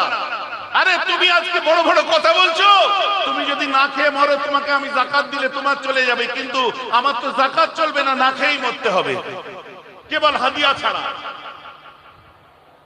ভাইজান আমার কথা বুঝতে পারছেন তো? ভাইজান আপনি হাদিয়া দেন, আমি মুসাফা করে নিই না, তাবিজ তদবির দিয়ে দিই না, জলসায় এসে পারিশ্রমে দিলে নিই না। ভাইজান ওটা তো, আরে যারা দোয়া করতে পারবে দেন, হাদিয়া দেওয়া হলো সুন্নাত, আমি ওর বিরুদ্ধে নয়। হাদিয়া দেওয়াও যখন সুন্নাত, হাদিয়া নেওয়াও সুন্নাত। আমি নিই কাদের থেকে? যাদের দেওয়ার ক্ষমতা আছে। আর আমি দিই কাদেরকে? যারা রমজানে গেছেন, বিভিন্ন সময় গেছেন, দেখেছেন, আল্লাহ শুকর। যাদের দেওয়ার ক্ষমতা নেই, তাহলে নেওয়ার সুন্নতটাও আদায় করি, দেওয়ার সুন্নতটাও আদায় করি না ভাইজান। এত মানুষ এসছে, নজর আনলেন না? আপনি একটা জায়গায় দেখতে দেন, মুসাফা করে আমি দিয়েছি। তুমি চড়ো M80 মোটর সাইকেল, এক হচ্ছে M80, বুঝিস? M80 বুঝিস? বোঝে না। এরকম আগে মোটর সাইকেল ছিল, স্টার্ট দিলে ধোঁয়া বেশি বেরোতো, বিশাল আওয়াজ হতো, বুঝলি তো? তুমি চড়ো M80 মোটর সাইকেল, আর আমি চড়ি দামি গাড়ি। আমাকে দেবে আবেগে পকেট থেকে 500 টাকা বার করে দিয়ে দিলে, আর তোমার গাড়িতে তেল ভরার পয়সা নেই, সাইকেলের টায়ার পাঞ্চার সারার পয়সা নেই, চেন কেটে গেছে সারার পয়সা নেই। তুমি আমায় নজরানা দেবে, আর আমি সেই টাকা নিয়ে যে 50 লাখ টাকার গাড়িতে তেল ভরবো। এ থিওরি অনুযায়ী নজরানা আমি দিতে চাই না। এটা আমার ব্যক্তিগত থিওরি ভাই, এটা আমার পার্সোনাল ওপিনিয়ন। আমি নিই যাদের ক্ষমতা আছে, হাদিয়া দিলে আমি হাদিয়া নিই, শুধু অর্থ নয়, অনেক কিছু দেয়। আর যাদের দেওয়া সুন্নাত আমি মনে করি, আমি তাদেরকে দিই। Concept clear? তাহলে আপনাকে আমায় হাদিয়া দেওয়ার আগে আপনাকে আমাকে দেওয়ার মতো উপযুক্ত যেন আল্লাহ করে, ওই ওসিলায় আপনি যেন ধনী হয়ে যান। সকলে বলুন আমিন। বোঝা গেছে? পরিষ্কার? গুঁজে দিলি হুজুরের পাশে বসতে হবে, ও ভুলে যাও।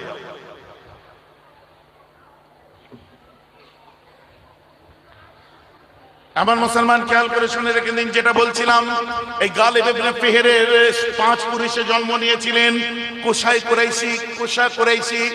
কোষা কুরাইশির ছেলের নাম হলো আব্দে মান্নাফ, আব্দে মান্নাফের ছেলের নাম হলো আব্দুল মুত্তালিব, আব্দুল মুত্তালিবের ছেলের নাম হলো আব্দুল্লাহ, আর আব্দুল্লাহর ছেলে আমাদের প্রাণের মুহাম্মদুর রাসূলুল্লাহ। মহব্বতে বলেন সুবহানাল্লাহ।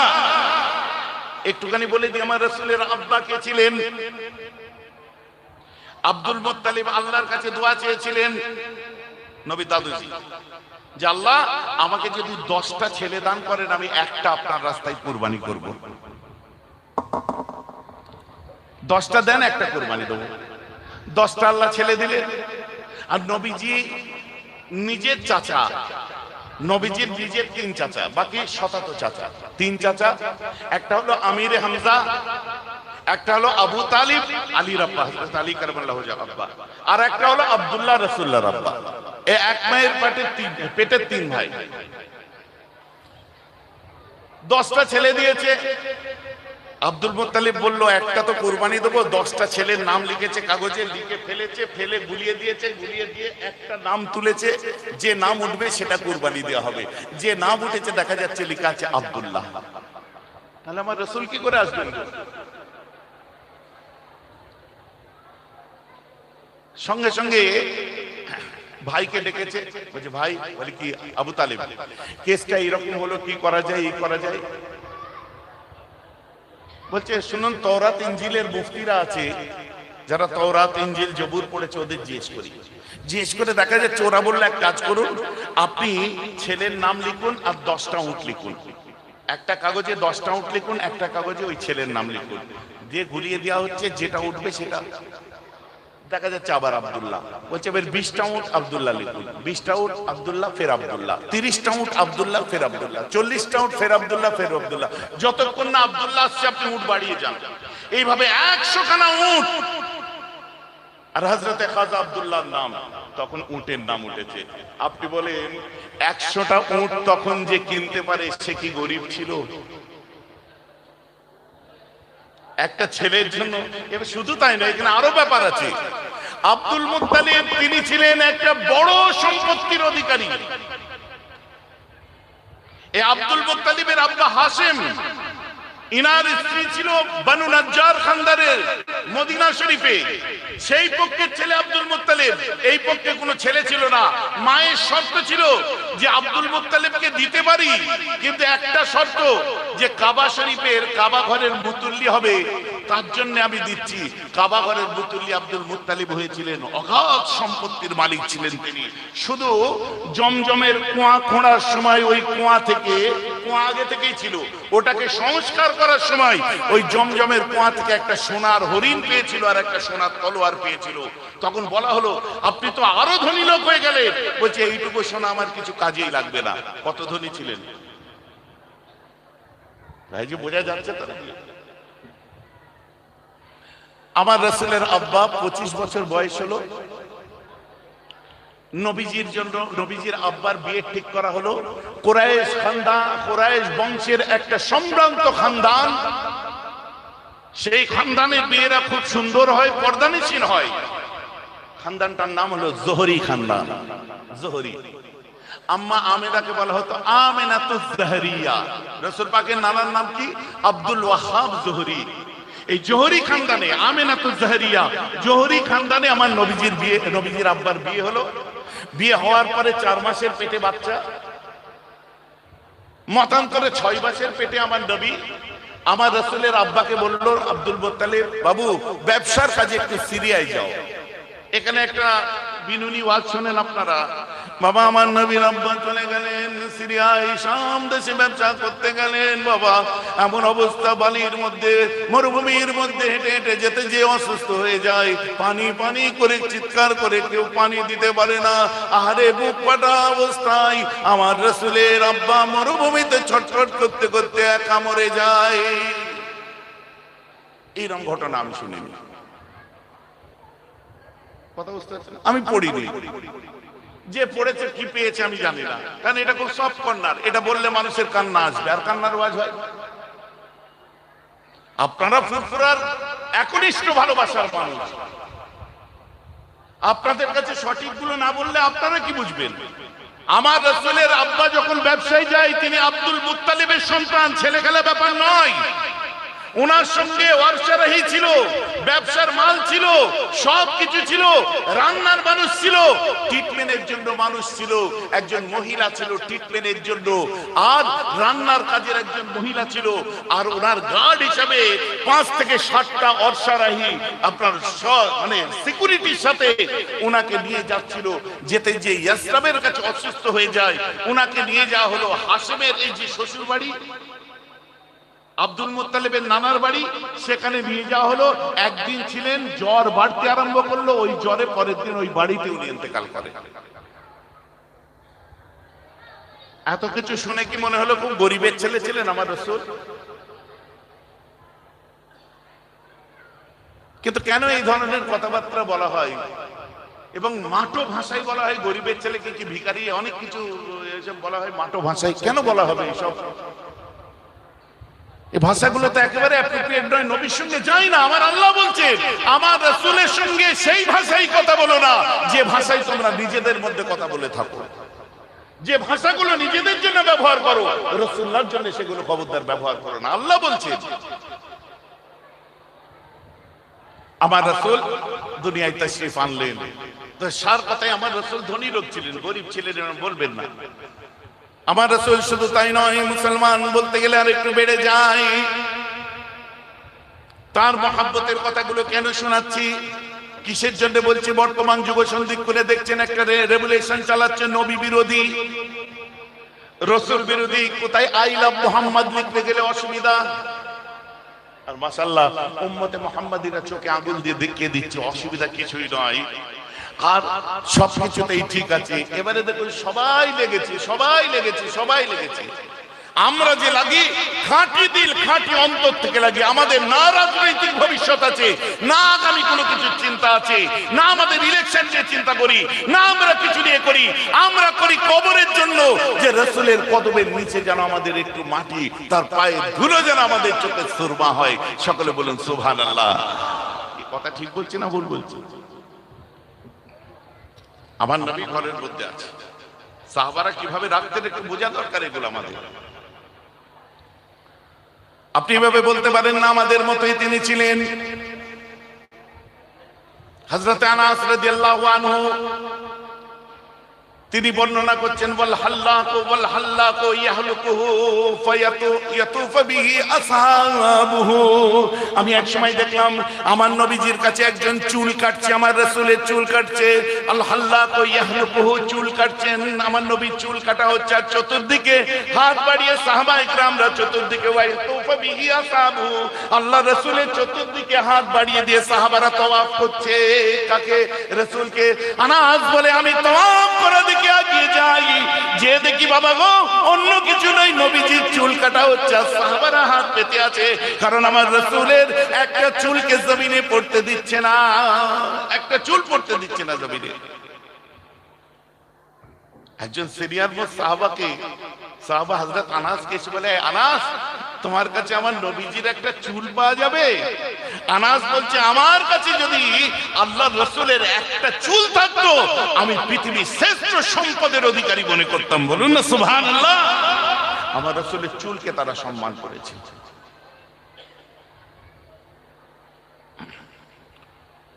আমার রাসূল ঘুমিয়ে আছে, বুখারী মুসলিম থেকে কোট করছি, উড়িয়ে দেবেন না একদম, যতটুকু বলবো বুখারী মুসলিম থেকে বলবো, বাকি হাদিসের কিতাব সহিহ, আমরা সিয়াসতটাকে মান্যতা দিই।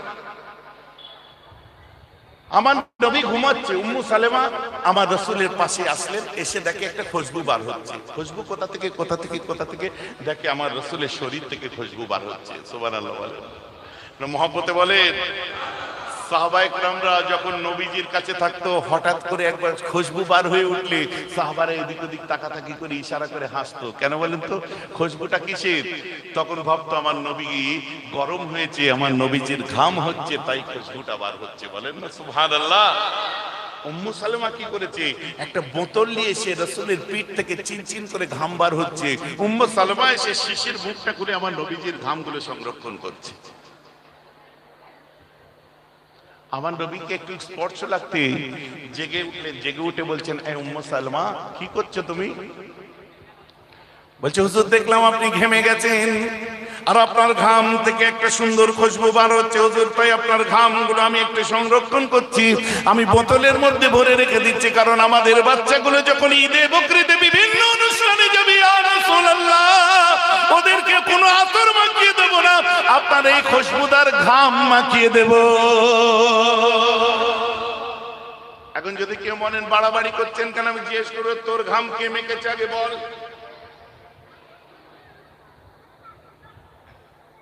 হাসছেন কেন? কাজ থেকে যখন বাড়ি আসেন, দুধ থেকে বউ বাটি সাবান ছুঁড়ে দেয়, বাটি সাবান বোঝেন, এখন আর পাওয়া যায় না, যাই কি মাঝে মধ্যে বাটি সাবান ছুঁড়ে দিয়ে বলে, শোনো আমি ভাত বাড়ছি, আমি ভাত তুলছি, তুমি নেয়ে ধুয়ে তাই আসো। গোল করলাম, মানে গোসল করে আসো। কি গন্ধ! কোন আক্কেলে বলে? পাকামো করে যে জলসাই বলছে, এইসব নবী নবী নবী নবী করছে, আল্লাহ আল্লাহ তো করে না, এরা ভালো ব্যবসা ধরেছে। হ্যাঁ, এই ব্যবসাই ঠিক আছে। তুমি হুজুর এক পাঞ্জাবি সারা জলসাই তোমাকে দেখতে পাই, আর নবীর দুশ্মনী করো, বউ ঘরে ঢুকতে দেয়? বেশ করেছে বলি, তুই আমার নবীর জন্য বলবি কেন?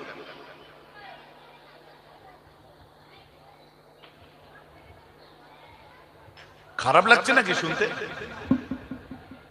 হযরত ওমর ইবনে খাত্তাব যদি বেঁচে থাকতেন, তোদের গর্দানগুলোকে সব উড়িয়ে দিতেন। গুস্তাখে রাসূলদের শাখ পিটিয়ে দিতেন তিনি। আম্মা আয়েশা গেছেন একটা ইভেন্টে, একটা অনুষ্ঠানে, আম্মা আয়েশা যে হাজির হয়, সকলে মিলে আম্মা আয়েশাকে জিজ্ঞাসা করে, আয়েশা তুমি যখন হাজির হয়েছো, তোমার শরীর থেকে একটা অদ্ভুত খুশবু বার হচ্ছে, আয়েশা তুমি কোন দেশের আতর মেখে এসেছো? আম্মা আয়েশা ওই সময় বলেন, আমি কোন দেশের আতর মাখি না, তিন দুনিয়ার বাদশা আমার শরীরে আমার বরের ঘামটা মেখে এসেছি।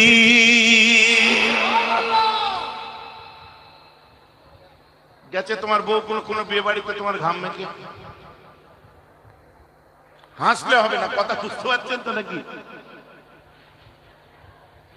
রাসূলুল্লাহ বসে আছেন, আনসারী সাহাবার উট পাগল হয়ে গেছে। বুখারী মুসলিম খুলুন, মুত্তাফাকুন আলাইহি হাদিস।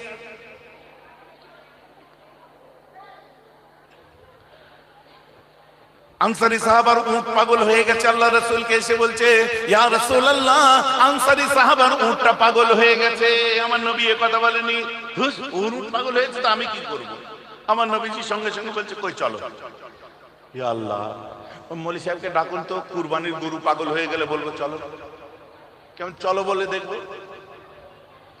মাথা হ্যাক করে লম্বা সিং এমন জায়গায় গুত্তা মারবে না, সারা জীবন সোজা হয়ে হাঁটতে পারবে না। বেশ করেছি বলছি। আর আমার জান, আমার রাসূল একটা শুনবেন, কলিজা ঠান্ডা হয়ে যাবে মুসলমান।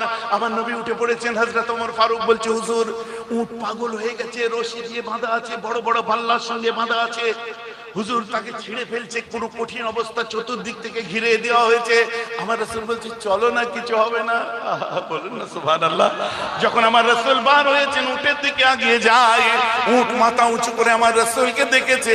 দেখার পরে উটটা আমার রাসূল যেদিকে যাচ্ছে ওই দিকে তাকিয়ে থেকেছে, ওইদিকে তাকিয়ে দেখছে। আমার নবী যখন হারিয়ে গেছে ভিড়ের মধ্যে, উট তখন আবার লাফালাফি আরম্ভ করে দিয়েছে। এর মধ্যে আমার রাসূল যখন ঘেরা জায়গাটার সামনে এসেছে, রাসূল দাঁড়িয়েছে, উটের দিকে তাকিয়েছে। উট বাচ্চা ছেলের মতো চার হাত পায়ে নাচতে আরম্ভ করে দিয়েছে, মাথা দুলিয়ে দুলিয়ে। ওমর ফারুক বলছে, হুজুর আর এগোবেন না, গেলে আক্রমণ করে দেবে, আপনাকে লেগে যাবে। ইয়া রাসূলুল্লাহ, আপনি আর যাবেন না। এবং মাত্র আমার রাসূল বলছে, কিছু হবে না। এই বলে আমার রাসূল বেড়াটাকে খুলে নেয়, খুলে উটের কাছে আস্তে আস্তে আগিয়ে যায়। যাওয়ার পরে উটের বাঁকা গর্দানটার কাছে, দুই পা সামনের দুই পায়ের কাছে দাঁড়িয়ে বাঁকা গর্দানটায় মাথা মোবারকটা রেখে হাত বোলাচ্ছে। উটের দুই চোখ দিয়ে পানি পড়ছে। মাথা মোবারকের কাছে মোবারক দিয়ে জিজ্ঞাসা করছে, বাবা তোকে কি অনেক বেশি কষ্ট দেয়? তোকে কি অনেক বেশি কাজ করায়? তোকে কি ঠিক মতো খেতে দেয় না? উটের চোখ দিয়ে পানি পড়ছে।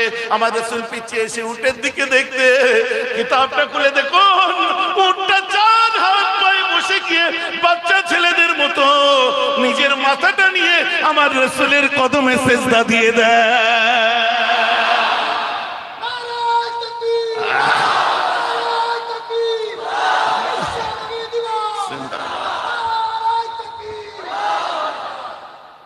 আমাদের দ্বারা সম্ভব নয়, পারবো না আমরা। ভাইজি আমার কথা বোঝা যাচ্ছে তো নাকি? পৃথিবীর বুকে কে আছে? নেতা, লিডার, দাদা, দিদি কেউ নেই। আমার রাসূল পশ্চিমবঙ্গের কোন লিডারের মতো লিডার ছিলেন না, নাউজুবিল্লাহ। ভারতের মোগলি সাম্রাজ্যের কোন শাহনশাহ বাদশার মতো ছিলেন না। আমার রাসূল ইংল্যান্ডের টনি ব্লেয়ারের মতো ছিলেন না। আমার রাসূল আমেরিকার জো বাইডেনের মতো ছিলেন না। উনি ছিলেন নেতাদের নেতা, শাহনশাহদের শাহনশাহ, বাদশাদের বাদশাহ। Perhaps the greatest leader of all times was Muhammad.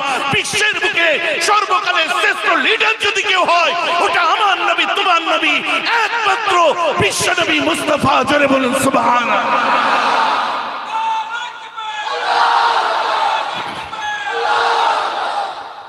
আমরা যখন দেখি ঢঙের কথাবার্তা এসে নবীজির কথা মুখে বলা, আর চুপি চুপি লুকিয়ে লুকিয়ে নিজের স্বার্থ চরিতার্থ করা, আমরা কন্ডেম করি, এই সমস্ত জিনিস নিন্দা করি। ওয়াজের মাহফিলে নিছক নবিয়ানা কথা ছাড়া অন্য কিছু অ্যাকসেপ্ট করতে পারি না আমরা। জলসার মজলিস নিছক জলসার মতো হবে। জলসার মসজিদ যেন 26-এর বিধানসভার প্রচারের জায়গা না হয়ে যায়। সমাজের জন্য, জাতির জন্য বলা, আমিও বলি, সবাই বলুক, যারা বলে তাদেরকে সমর্থন করি, ভালোবাসি। কিন্তু আমাদের ভুলে গেলে চলবে না, মুজাদ্দিদে জামানের মূল কর্ম আপনাদেরকে নিয়ে দ্বীনের পথে একত্রিত করে আল্লাহ আল্লাহ রাসূলের দামান, আল্লাহ রাসূলের দামান ধরার চেষ্টা। তাই আমরা বলি, আমরা কোনোদিন দিদির আঁচল ধরে জান্নাতে যাওয়ার স্বপ্ন দেখি না, দাদাদের ধুতি ধরে জান্নাতে যাওয়ার স্বপ্ন দেখি না, কোন মোল্লা মাওলানার পিরহান ধরে জান্নাতে যাওয়ার স্বপ্ন দেখি না। উম্মতে মুহাম্মাদি জান্নাতে যাবে একমাত্র আমিনাল্লাহর দামানে মুস্তাফা ধরে জান্নাতে যাবে। জোরে বলুন সুবহানাল্লাহ। কথাটা বোঝা যাচ্ছে কি যাচ্ছে না? জাতির জন্য, সমাজের জন্য যারা বলুক, আই অ্যাপ্রিশিয়েট। কিন্তু দ্বীনের নবীর মজলিসে আমার নবীজি ছাড়া অন্য আলোচনা হবে না। আমার সঙ্গে আপনারা একমত? সকলে একমত? কারা একমত হাত তুলে দেখান। নারে তাকবীর, নারে তাকবীর, হাত নামিয়ে নিন। সিলসিলায় আমরা জমিয়ত উলামায়ে বাংলা আসামের সৈনিক, দাদা হুজুরের নিজের হাতে গড়া সংগঠনের সৈনিক আমরা। ভালোটাকে ভালো বলি, খারাপটা খারাপ বলি, পার্সিয়ালিটি আমাদের মধ্যে থাকে না। কিন্তু জলসার মজলিসকে জলসার মজলিসের মতো রাখতে হবে গুরু। আর আল্লাহ শুকর, আপনাদের এই বাচ্চা ভাইয়ের অন্ধভক্তের সংখ্যা খুব কম। 10টা বার হবে, আল্লাহ শুকর 10টা ইন্টেলেকচুয়াল ছেলে বার হবে।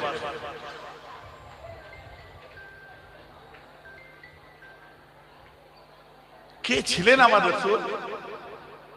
কি দিয়ে গেছেন আমাদের সমাজের জন্য? কি বাদ আছে? আমার মুসলমান আজ কথাই কথাই তুলনা যখন আমার রাসূলের জন্য হয়ে যায়, দুঃখটা আমাদের কেন লাগে? কলিজাটা আমাদের ফেটে যায়। পিছনে যে অনেক বড় কারণ আছে। কারণ গোলাম আলী মুস্তাফারা ছেড়ে কথা বলে না কোনোদিন। যখনই বলে দেয় আমার রাসূল আমাদের মতো ছিলেন, দ্বন্দ্বটা আপনার সেখান থেকেই আরম্ভ হয়ে যায়। না তিনি কি আমাদের মতো ছিলেন না? আমার রাসূলের জন্ম বৃত্তান্ত জানেন কেউ? আমি কিছুদিন আগে একটা প্রোগ্রাম করলাম, আপনারা দেখেছেন। ওটা আপনার ওই নিউ ক্যালকাটা গ্রিন সিটি বলে যেটা হয়েছে, বড় দেখবেন গেট, সালিম শত ফ্ল্যাট, মানে হাজারো ফ্ল্যাট, শত শত বিল্ডিং, বিশাল গেট, সব সিকিউরিটি দেয়া। তার মধ্যে একটা প্রোগ্রাম আলোচনা করছি, আলোচনা করতে করতে শানে রিসালাত আলোচনা করছি। আর কিছু মানে মৌলানা তারা দাওয়াত করেছিল, জানি না, বলছে একটু নামাজের কথা বলেন, একটু রোজার কথা বলেন। হচ্ছে নামাজ রোজার মূল জান, তাকে নিয়ে আলোচনা করি। তাজকিয়ায়ে নফসের আলোচনা হোক একটু। কাদ আফলাহা মান যাক্কাহা ওয়া যাকারা ইসমা রাব্বিহি কাদ আফলাহা মান যাক্কাহা ওয়া যাকারা ইসমা, বলো না হবে সাহেব, গুলিয়ে যাচ্ছে।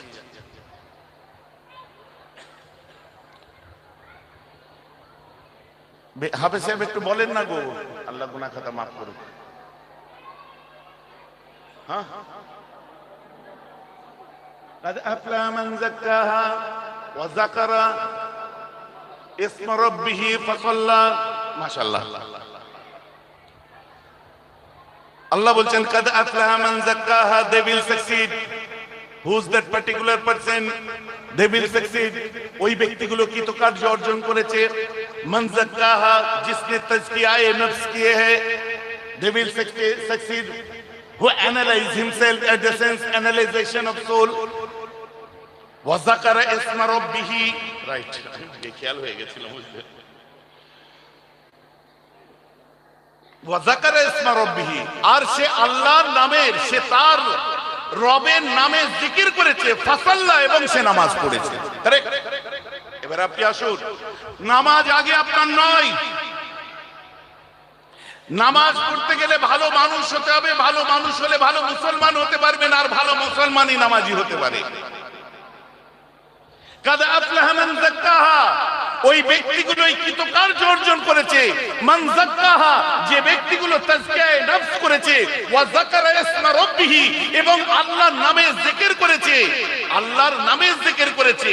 ফাসাল্লা, এবং সে নামাজ পড়েছে। Part by part, part by part এখানে বলা হয়েছে। আপনি নামাজ পড়ছে মানে জান্নাতে চলে যাব, রোজা রাখছে মানে জান্নাতে চলে যাব, হবে না, ভুলে যান। কারণ ইসলামের মধ্যে নামাজ, ইসলামের মধ্যে রোজা, ইসলামের মধ্যে হজ, ইসলামের মধ্যে যাকাত, ইসলামের মধ্যে ইবাদত, ইসলামের মধ্যে তাসবিহ, ইসলামের মধ্যে তেলাওয়াত, ইসলামের মধ্যে রিয়াজত, ইসলামের মধ্যে ইবাদত। আপনি মুসলমান যে ইবাদত করছেন, ওই ইবাদতের মধ্যে ইসলাম আছে কি নেই, ওটা নির্ভর করছে আপনি মানুষটা কেমন। আপনি লোকের আমানত ছেড়ে দিয়ে নামাজ পড়ছেন না তো। আপনি বাড়ির পাঁচিল নিচের জায়গায় আছে, ক্যান্টিলিভার বার করে দিয়ে নামাজ পড়ছেন না তো। আপনি ফরায়জনে যাই বোনেদের হক মেরে দিয়ে নামাজ পড়ছেন না তো। হাজার হাজার মানুষ এখানে এসেছেন। আমি প্রশ্ন যদি করি, এবছরে আপনাদের যাকাত কত টাকা হয়েছিল? 100 জনের মধ্যে 90 জন জানেই না তার ক টাকা যাকাত হয়, আর 10 জন জানে যারা দেয়। তা আপনি যাকাত মেরে নামাজ পড়ছেন না তো। ও বাবা, মসজিদে গেলে আমার ভাব কি, বাপ রে বাপ, এই যুবক ছেলেটা নামাজ পড়তে গেছে, নামাজে আল্লাহু আকবার বলে দাঁড়াতে চেয়ে যুবকটার দিকে দেখছে।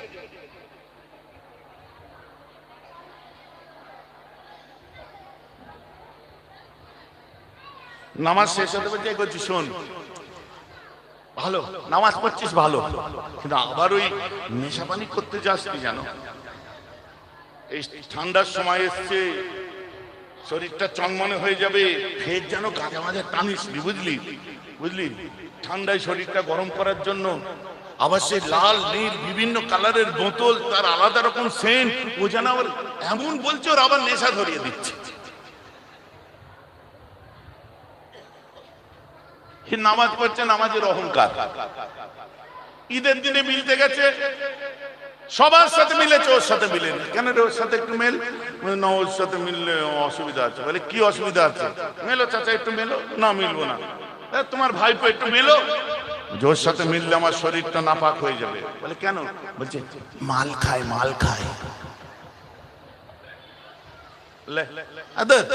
আজ ঈদের দিন, আজকে তো আর মাল খাইনি, আজকে কি হয়েছে? আজ মিলে না, না না, ওর সাথে মিললে আমার শরীরটা নাপাক হয়ে যাবে। আচ্ছা এদিকে আয়, কতদিন মাল খাচ্ছিস? বলে 5 বছর। চাচা কতদিন নামাজ পড়ছো? বলে 30 বছর। আচ্ছা ব্যাস, 30 বছরের নামাজের ঝাঁজ গেল কোথায় যে 5 বছরের মাতাল তোমায় নাপাক করে দিচ্ছে? আর তুমি 30 বছরের নামাজি 5 বছরের মাতালকে পাক করতে পারছো না, তো ও তোমার ইবাদতের থেকে ওর ঝাঁজ বেশি তো দেখছি।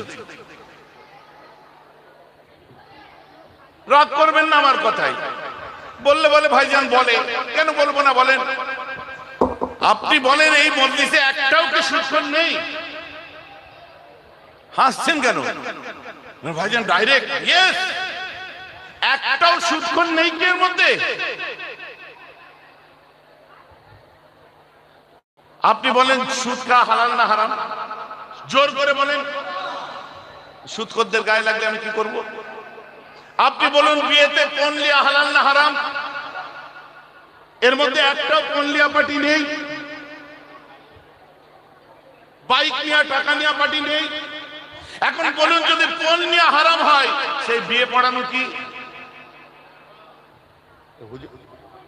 হুজ্জাতুল্লাহ, আমি তোমার বলিনি, আল্লাহর কি ভাই, আমার কথা বুঝতে পারছেন? এ তো কেস গন্ডগোল, মানে হুজুরেও গন্ডগোল, মুরিদেও গন্ডগোল। তো আমরা এখানে কি করতে বসেছি? তাই জমিয়ত উলামায়ে বাংলার ছেলেরা এখানে আছে, একটা আমাদের রেনেসা আছে, একটা রেভুলেশন চলছে। কি যে এলাকার ইমাম, সেই ইমামের পিছনে আমরা 50টা ছেলে থাকবো। যখনই এই পন্ডিয়া বিয়ে পড়াবার চাপ দেবে, আমরা বলবো দেখুন ইমাম সাহেব যখন পড়াই না, ওকে চাপ দেবেন না, কারণ ওর পিছনে নামাজ পড়াই। আমাদের মোল সাহেব পড়াবে না তো খিড়া পড়াবে। তখন বলবেন মোল সাহেব নামাজ পড়াতে এসেছে, তোমার পন্ডিয়া বিয়ে পড়াতে আসেনি, অন্য কারোর দিয়ে বিয়ে পড়া। যুবকরা পারবে না। পাশে যদি ইমামদের দাঁড়ায়, তাহলে ইমামদেরকে আর চাপে পড়ে এই কাজগুলো করতে হয় না। লাস্টে দেখবেন বিয়ে পড়াবার লোক থাকবে না, তো ফোন নেবে কে?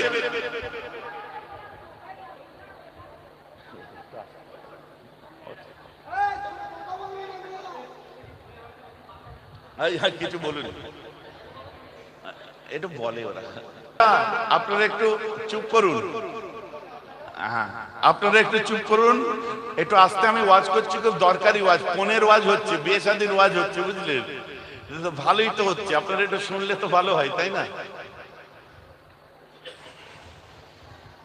এমন মুসলমান রাগ করবেন না, ব্যথা দেবেন না আমার কথায়। আমার রাসূল বলছে ইন্নাল মুমিনা ইযা আযনাবা কানাত মুত্তাকুন সাওদাউ ফি কলবিহি ফাইন তাবা ওয়াস্তাগফারা সুকিলা কলবুহু। হাদিস পাক। আমার রাসূল বলছে যখন কোনো মুমিন গুনাহ করে ফেলে, ওর কলবেতে কালো দাগ পড়ে। अगेन সে যখন গুনাহ করে, আবার কালো দাগ পড়ে, এক পর্যায়ে তার কলবটা পুরো কালো হয়ে যায়। ফাইন তাবা, সে যখন তওবা করে, ওয়াস্তাগফারা, এবং সে যখন ইস্তিগফার করে, সুকিলা কলবুহু, ওদের কলবগুলো আবার পরিষ্কার হয়ে যায়। আমরা আজ এখানে তওবা ইস্তিগফার করতে বসেছি, আত্মশুদ্ধির জন্য বসেছি। কাদ আফলাহা মান যাক্কাহা, ওই মানুষগুলোই তো কামিয়াব হয়েছে, ফালা পেয়ে গেছে। মান যাক্কাহা, যারা আত্মশুদ্ধির মানুষ হয়েছে, ওয়া যাকারা ইসমা রাব্বিহি, এবং আল্লাহর নামে জিকির করেছে, ফাসাল্লা, এবং সে নামাজ পড়েছে। আমাদের তো সবর কম, ধৈর্য কম। আরে আমার নবীর তিনটে সন্তান, মতান্তরে 4টে সন্তান দুনিয়া থেকে চলে যায়, জানেন? আমার নবীকে কটাক্ষ করেছিল যে মোহাম্মদ আটকুড়ে হয়েছে, মোহাম্মদ সব ডাক শুনতে পাবে, বাপ ডাক শোনা হবে না, মোহাম্মদ তোমার ছেলেদের মাথা খেয়েছো। আরে বাপরে, আমার রাসূল কান্না কেঁদে ভেঙে পড়লেন। হযরত আবু বকর সিদ্দিক, নবীজি 4টে বেটা ছেলে ইন্তেকাল করেনি, মতান্তরে 3টে। আবু বকর সিদ্দিক আল্লাহ রাসূলকে যখন সান্ত্বনা দিচ্ছেন, সান্ত্বনা দিতে দিতে আবু বকর সিদ্দিক রাদিয়াল্লাহু আনহু বলছে, হুজুর ওদের কথায় কান দেবেন না, আমার নবীজি কাঁদবে, আল্লাহ চুপ থাকবেন না। আমার আল্লাহ সঙ্গে সঙ্গে বলছেন, হাবিব হাবিব, মন খারাপ করো না, তোমার সন্তান তো তোমার বন্ধু নিয়েছে, বন্ধুর কাছেই আছে। বলেন সুবহানাল্লাহ। আসনো জি পরওয়ারদিগার, আমি তোমার সন্তানদের দিয়েছি, তার মধ্যে একটা ভালো কাজ হবে তোমার। কি জানো? তুমি সন্তানদের থেকে বেশি কাকে ভালোবাসো? বলছে, আমার উম্মত গুলোকে ভালোবাসি। যাও, আমি বলে দিলাম।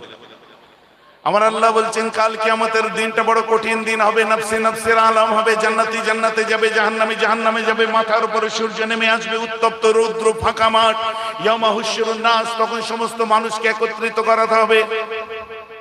পানি পানি করে সব যখন চিৎকার করবে, ইন্না আতাইনাকাল কাউসার, এই আমার হাবিব, আমি আল্লাহ ওয়াদা করছি ওই দিনেতে আমি তোমার উম্মতগুলোকে তোমার 3টে ছেলের সদকা হিসেবে জানের পরিবর্তে তোমার উম্মতদেরকে আমি ঠান্ডা কাউসারের পানি পান করাবো। 3টে সন্তান যেতে পারে, কিন্তু ওদেরকে আমি হাউজে কাউসারের পানি দেবো। ওগো, সূরা কাউসারে এখন নাজিল হলো, এটা সূরা কাউসারের শানে নজুল বলছি আমি। ইন্না আতাইনাকাল কাউসার, এই হাবিব, আমি আল্লাহ তোমার উম্মতদেরকে হাউজে কাউসারের পানি দেব। আল্লাহ এখন কি করব? বলছে, ফাসাল্লি লিরাব্বিকা ওয়ানহার, তুমি তোমার আল্লাহর জন্য নামাজ পড়ো, ওয়ানহার, এবং কুরবানি করো। আর শোনো, ইন্না শানিয়াকা হুয়াল আবতার, এই আবতারের ব্যাখ্যা করতে যে তাফসীর ইবনে কাসির খুলে দেখুন, সেখানে লেখা হচ্ছে, আবতারাহুল্লাহু তাআলা, যারা আমার রাসূলকে নিঃসন্তান বলেছে, শেষ পর্যন্ত আমার আল্লাহ তাদেরকেই কোনো সন্তান দেয়নি। আবু লাহাব কোনো সন্তান নেই, এরকম বহু দেখুন যারা বলেছে তাদেরকে আল্লাহ সন্তান দেননি। কিন্তু আমার রাসূল কিছুদিন পরে আম্মা খাদিজা মুখটা লজ্জা করে আমার রাসূলের কাছে এসে বললেন, হে রাসূল, বলে কি, আই ওয়াজ প্রেগন্যান্ট अगेन, আমার পেটে আবার বাচ্চা এসেছে, পেটটা ভারী ভারী লাগছে। আমার রাসূল বলছে, খাদিজা, তুমি পা আস্তে আস্তে ফেলবে, পিছল জায়গায় পা ফেলবে না, তুমি বেশি বেশি করে পানি পান করবে, ভারী জিনিস হাতে করে চাগাবে না। কত কেয়ার দিচ্ছে আমার রাসূল। আমার রাসূলকে আম্মা খাদিজা বলছে, হুজুর, আমি যদি উঠে বসে ঘরের মধ্যে শুয়ে থাকি, সংসারের কাজগুলো কে করবে? আমার রাসূল বলছে, খাদিজা, তোমার সংসারের কাজ করার জন্য দিন দুনিয়ার বাদশা মুহাম্মদ হাজির আছে। সংসারের কাজ করাটাও হচ্ছে নবীর সুন্নাত। আমার অনেক ভাইরা দেখবেন বাড়িতে বউয়ের সঙ্গে একটু হাত লাগাই রান্নায়, বুঝতে পারছেন না? শুধু হাত লাগাই না, রান্না করে ফুরফুরাই এনেও আবার আমায় খাওয়াই।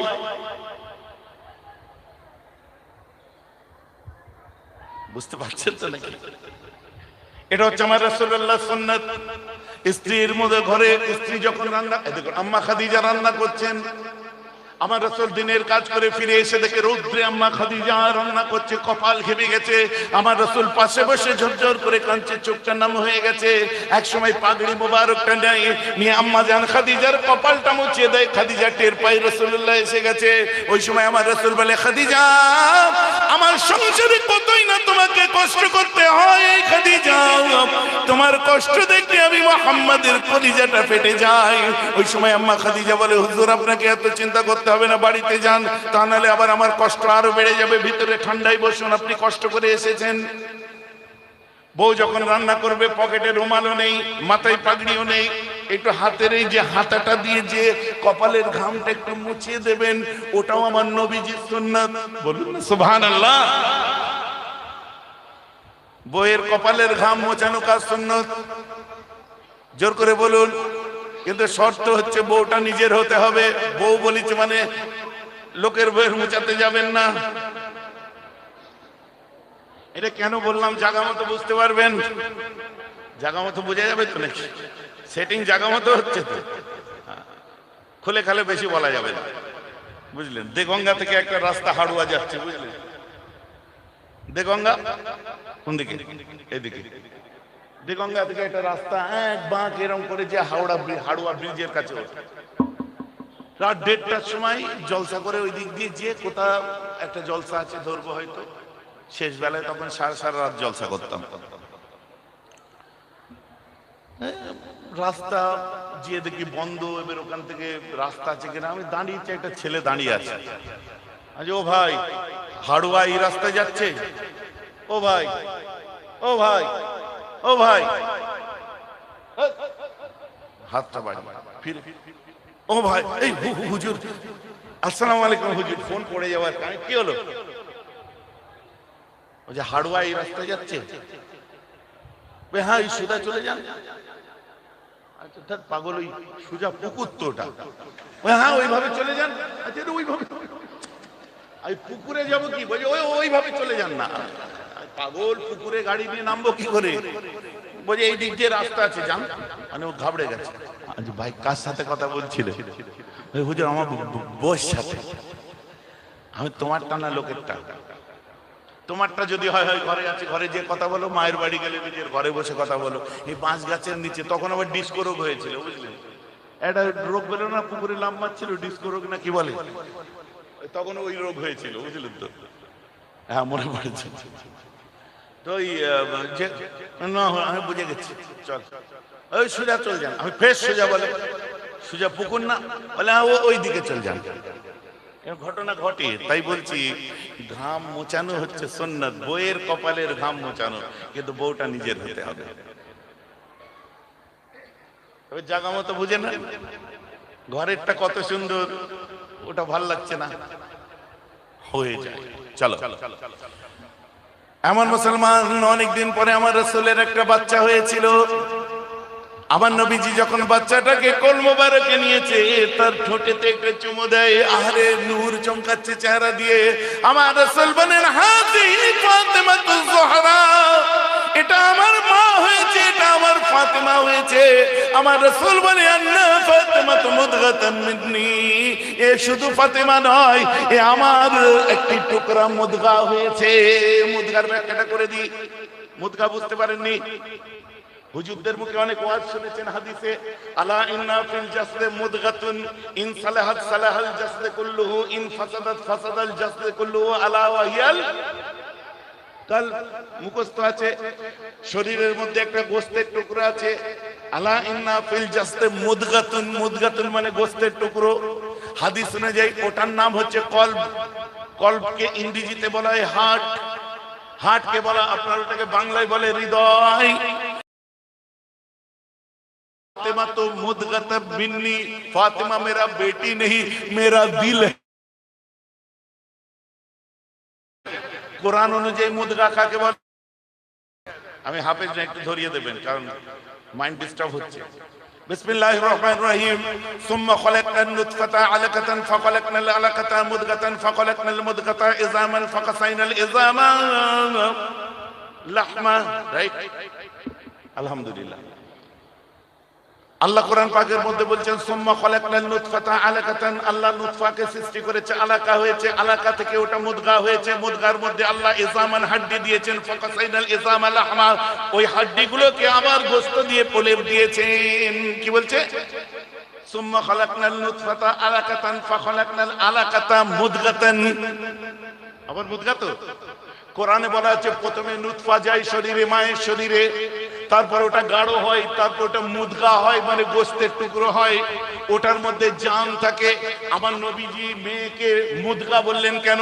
হাদিস অনুযায়ী মুদগা মানে দিল, আর কোরআন অনুযায়ী মুদগা মানে জান। আমার নবী বলে ওটা ফাতিমা আমার মেয়ে নয়, ওটা আমার দিল এবং আমার জান হয়েছে।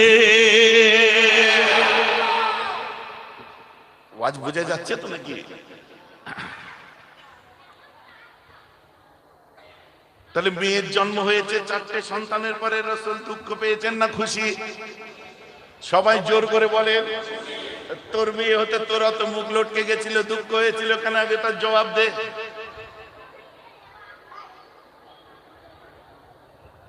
তোমার যখন মেয়ে হয়েছিল তোমার মনের অবস্থা এমন হলো কেন?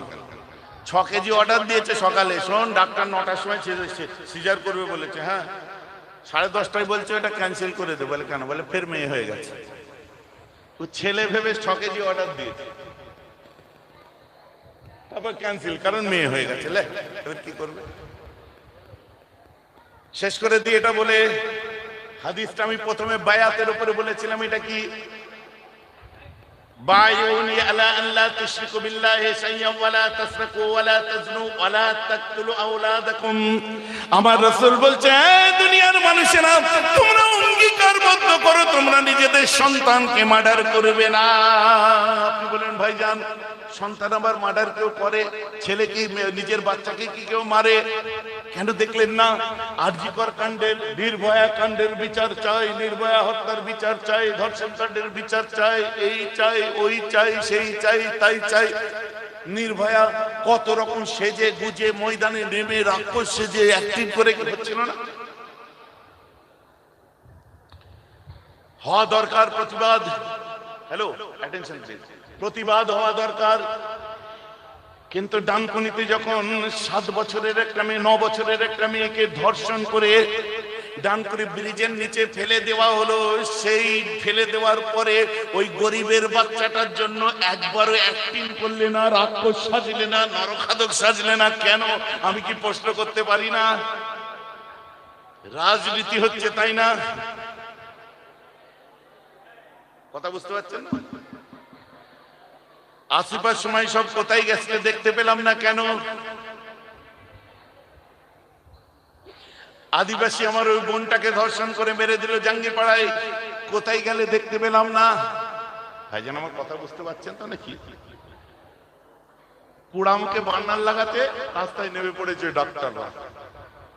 ওরে তার মেয়েকে পাঠিয়েছিল হসপিটালে, ডাক্তারদের কারখানায়, ডাক্তারদের সবকিছু ওখানে, একটা নিরাপদ জায়গায়, সেখানে ধর্ষণ হলো ডাক্তারদের আওতার মধ্যে হসপিটালে। প্রতিবাদ করছে কে? ডাক্তার। মানুষ বুকা নাকি?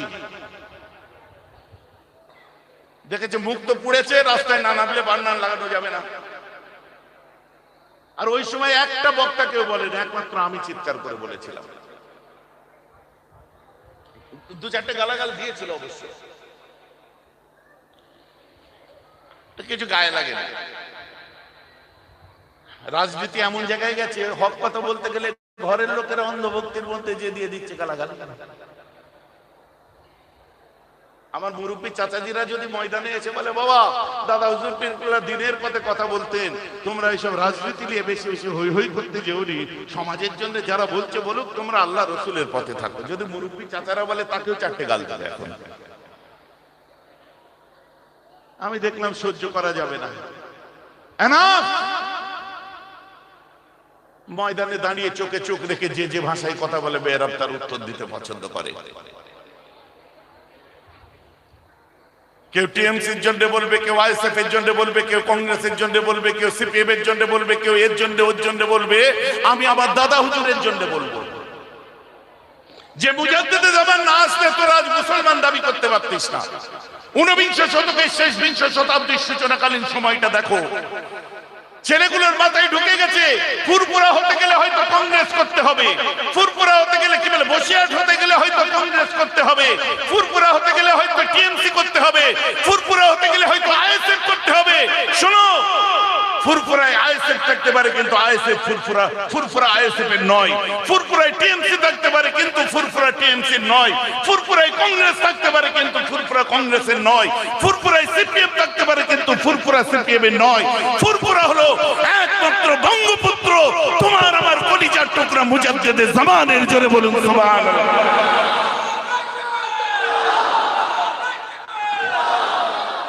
অতএব যে যা করছো করো, দাদা হুজুর পীর কেবলার ফুরফুরাকে কুলসিত যখন করা হচ্ছে বা যখন ময়দানে যে তার ফুরফুরার বিভিন্ন মুখালেফরা একটা প্ল্যাটফর্মে দাঁড়িয়ে ফুরফুরাকে গালাগাল দেবে, তখন কিন্তু মেহরাব সিদ্দিকেরা চুপ করে থাকবে না।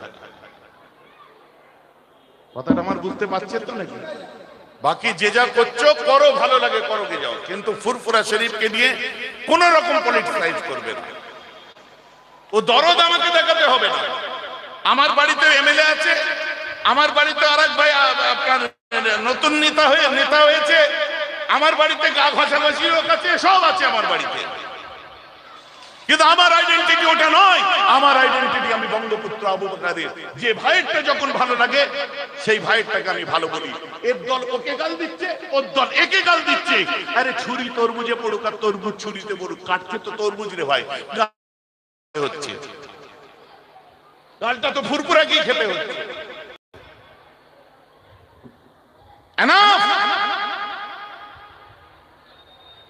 ইজ্জতকে রক্ষা করার দায়িত্ব বাংলার মানুষ আপনাদের। ভোট কাকে দেবেন ওটা রাজনৈতিক ময়দানে চিন্তা করুন, কিন্তু মুজাদ্দিদে জামান দাদা হুজুর পীর কেবলাকে তাসাউফের চরম উচ্চ বর্গের একজন বলি হিসেবে আপনারা মেনেছেন, তার পথটা কিন্তু ওই পথ নয়।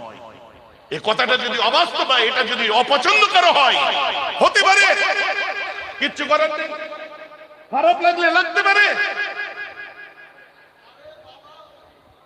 আমাকে কেউ বলেছিল ফুরফুরা শরীফে টিএমসি গেছে, আপনি কি বলেন মমতা ব্যানার্জি গেছিল, আপনি তো সেই স্টেজে ছিলেন। আমি তার পাল্টা উত্তর দিয়েছি, কেন আমার বাড়ির অনেক রাজনীতি করে, তারাও তো আমার সঙ্গে স্টেজে ছিল। কংগ্রেসের অনেক লিডার আমার সঙ্গে স্টেজে ছিল। বলতে কি চাচ্ছ? খোলাখুলি দম ঠুকে বুক খুলে চোখে চোখ রেখে বলো। পারবে না দাগ লাগাতে, আল্লাহ শপথ।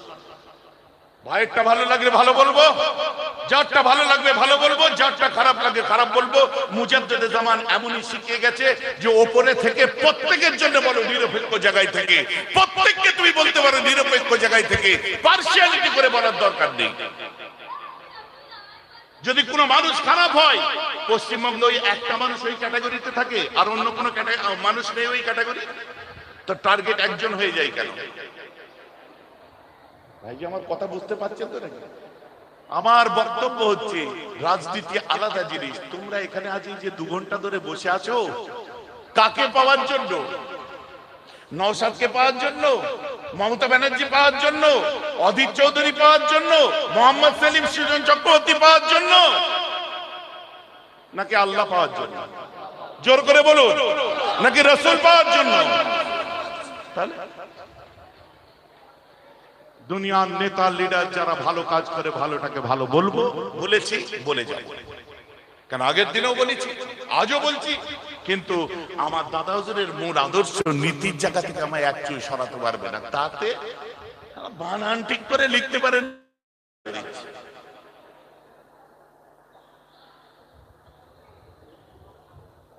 হুজুর পদলোভী না লিখে ওখানে লিখে দিয়েছে হুজুর,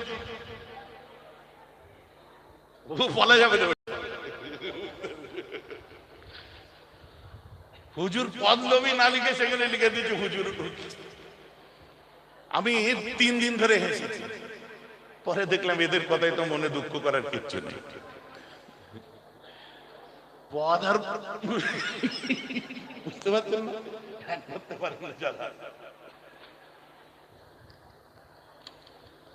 আমার রাসূল বলছে তোমরা তোমাদের সন্তানগুলোকে মেরে দিও না। মানে কি? ফিমেল ফিটিসাইড।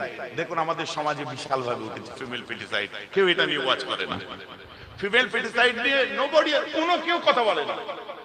ডাক্তারকে যে বলছে, বউ এসে বলছে যে আমার পেটে না আবার কনসিভ করে পেটে বাচ্চা এসেছে, বুঝলে? স্বামী অবাক, কি করে হলো? কি করে হলো জানেন? বিয়ে করেছে না, আমার আগের 2টো মেয়ে আছে।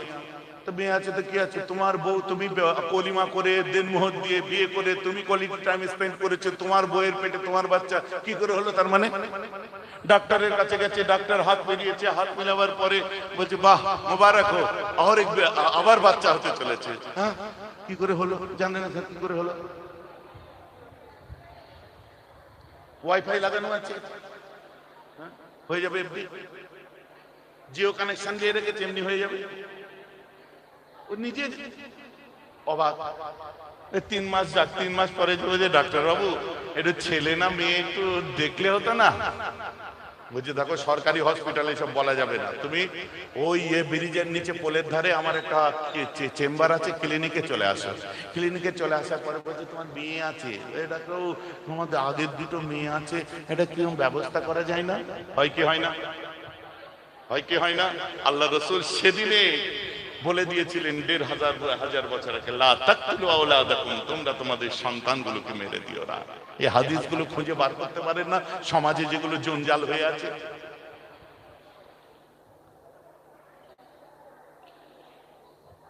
ওই দেখো একটা উপায় আছে, কিন্তু কথা হচ্ছে 35 লাগবে, খুব বড্ড বেশি হয়ে যায় না? 30 দেবে ডাক্তারবাবু, 1020 দেবো কোনি? না 1020 তো হবে না, ডাক্তার দেখছে কাস্টমার বাঁধা। কিসের? বাচ্চা নষ্ট করার জন্য অ্যাবর্শন করাবে, অ্যাবর্ট করবে বাচ্চাটাকে। ডাক্তারবাবু 1030 হবে না, 25,000 দেবো, ডান। ঠিক আছে, গরিব মানুষ, সোমবার দিন সকাল 9টার দিকে চলে আসবে। হ্যাঁ, গোসল টোসল করে চলে আসবে। যখন বাড়ি যাচ্ছে বাচ্চার তো রূহ এসে গেছে। আহা, ওটা তোমার মেয়ে ছিল। বাচ্চা বলছে আব্বা তুমি এটা কি করলে? রুহানি জগতে রূহ কথা বলে কি বলে না? প্রত্যেকটা আলেম একমত হয়ে যাবে রূহ কথা বলে, কারণ রূহকেই তো প্রশ্ন করা হয়েছিল তোমার রবকে, তুমি তো তখন জন্মাওনি। রূহকে জিজ্ঞাসা করেছিল তোমার রাসূলকে, তুমি তো তখন জন্মই নিওনি।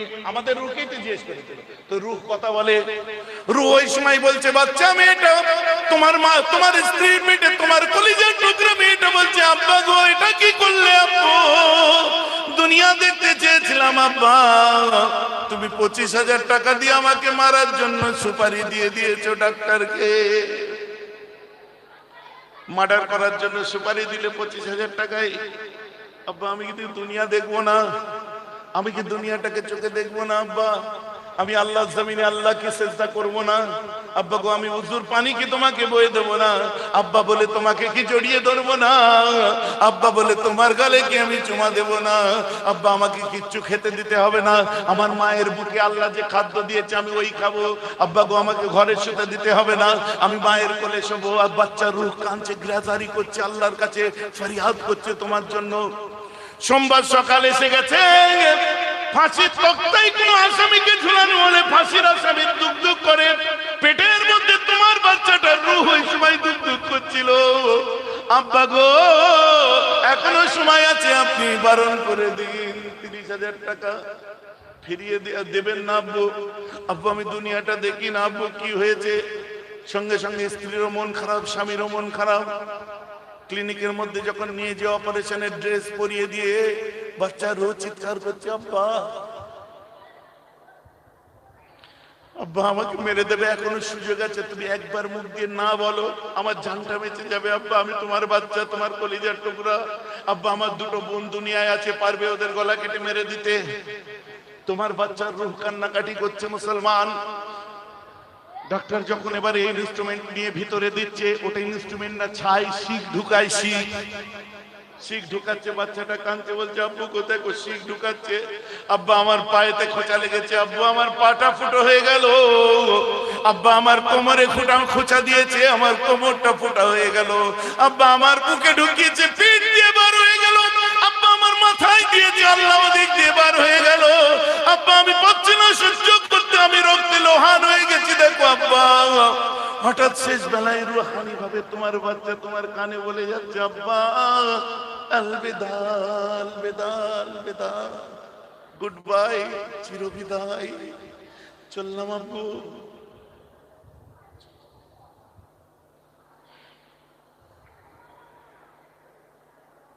নিষ্ঠুর আমাদের জওয়ানি। তারপরে ডাক্তার সেটাকে বার করে নেয়, বার করে নিয়ে ট্রেতে রাখে, রেখে হসপিটালের ডাস্টবিনে। বাচ্চার রূহ বলছে আব্বা জানাজা হবে না আমার। আরে আব্বা আমার জানাজা হবে না? সবাই মিলে আমার জানাজা পড়বে না? তোমার বাচ্চার কপালে একটু জানাজা দেবে না আব্বু?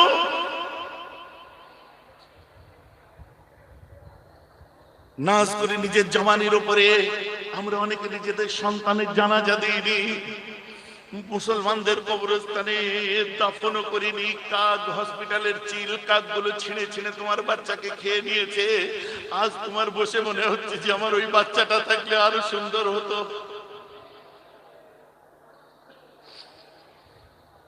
আমার রাসূল বলেছেন ফাইন তাবা ওয়াস্তাগফারা সুকিলা কলবুহু, বান্দারে এই আমার উম্মতেরা দিল খুলে একবার তওবা করো, ইস্তিগফার করো, আল্লাহ তাআলা তোমার ইস্তিগফারকে কবুল করে নেবে। ভুল যা করার তো করেই ফেলেছো, আজ আমাদের সময় এসেছে তওবা ইস্তিগফার করার।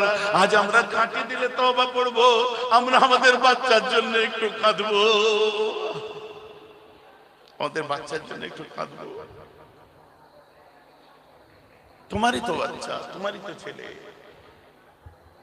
দুনিয়ায় আসলে আব্বা বলে ডাক্তার, তোমারই তো মেয়ে। আল্লাহ রাসূল তাই বললেন, আমার 3টে সন্তানের পরে আল্লাহ পারলে বেটা ছেলে দিতে পারতেন, আমাকে আল্লাহ মেয়ে দিয়েছে। আল্লাহর কাছে আমি লাখ শুকর করি, এটা মেয়ে নয়, আমার জান হয়েছে। তো আজ থেকে এটা মাথায় রাখতে হবে, ওই 100 টাকার ওই বড়ি খাইয়ে আমরা হত্যা করব না, 25,000 টাকা ডাক্তারকে দিয়ে আমরা হত্যা করব না। হাদিস দিয়ে আরম্ভ করেছিলাম, এই অঙ্গীকারগুলো ওলি আউলিয়াদের দ্বারা আমরা করে থাকি। বুঝে গেছে? আর গরমে বসতে হবে না। কটা বাজে? ওরে বাপরে, হ্যাঁ গো, সময় কোথা দিয়ে গেল বোঝা গেছে?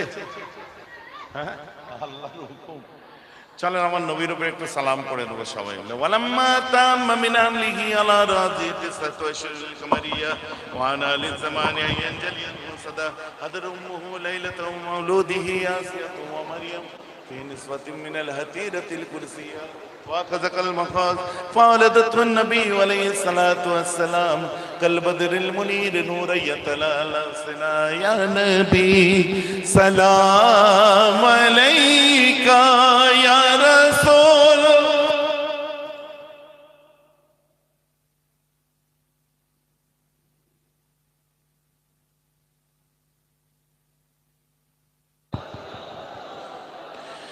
أنت شمس أنت بدر أنت نور فوق نوري أنت إكسير وقالب أنت مصباح صدوري يا نبي سلام عليك يا رسول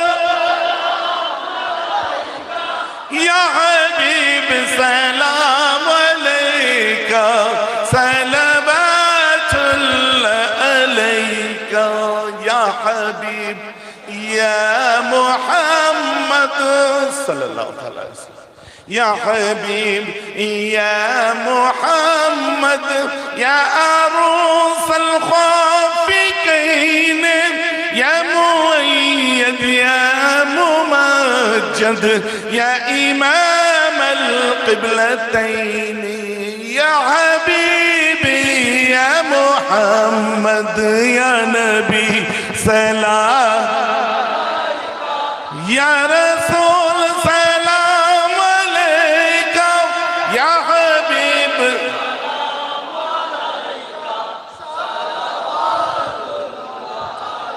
سنة صحابة সকলে মিলে পড়ুন طلع البدر من ثنية الوداع وجب الشكر مدى لله داعي طلع البدر علينا من ثنية الوداع وجب الشكر مدى لله داعي يا حبيبي يا محمد يا نبي سلام عليك يا رسول سلام يا حبيب سلام صلوات الله عليك يا رب سلم وسلم دائما ابدا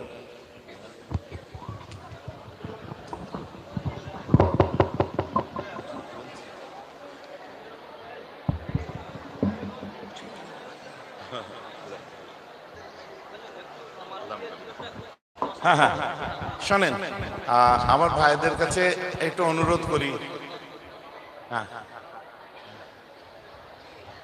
হ্যাঁ, শোনেন না, ও দু তিনজন একটু রুমাল নিয়ে সবাই মিলে একটু প্রত্যেকে একটু পকেটে হাত দেন। আজ আমার আমি 1 পয়সা নিয়ে আসিনি, কি হাত দেবো, বুঝলেন?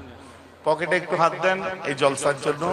200 500 যা পারবেন, 100, 10 টাকা দিয়ে ছেড়ে দেবেন না। হ্যাঁ, গুনতে বড় অসুবিধা। আর কেউ কিছু ওয়াদা করলে ওয়াদা করতে পারেন।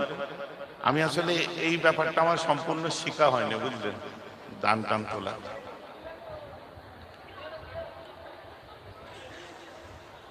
আচ্ছা, রেখে দেন, বার করে রাখেন।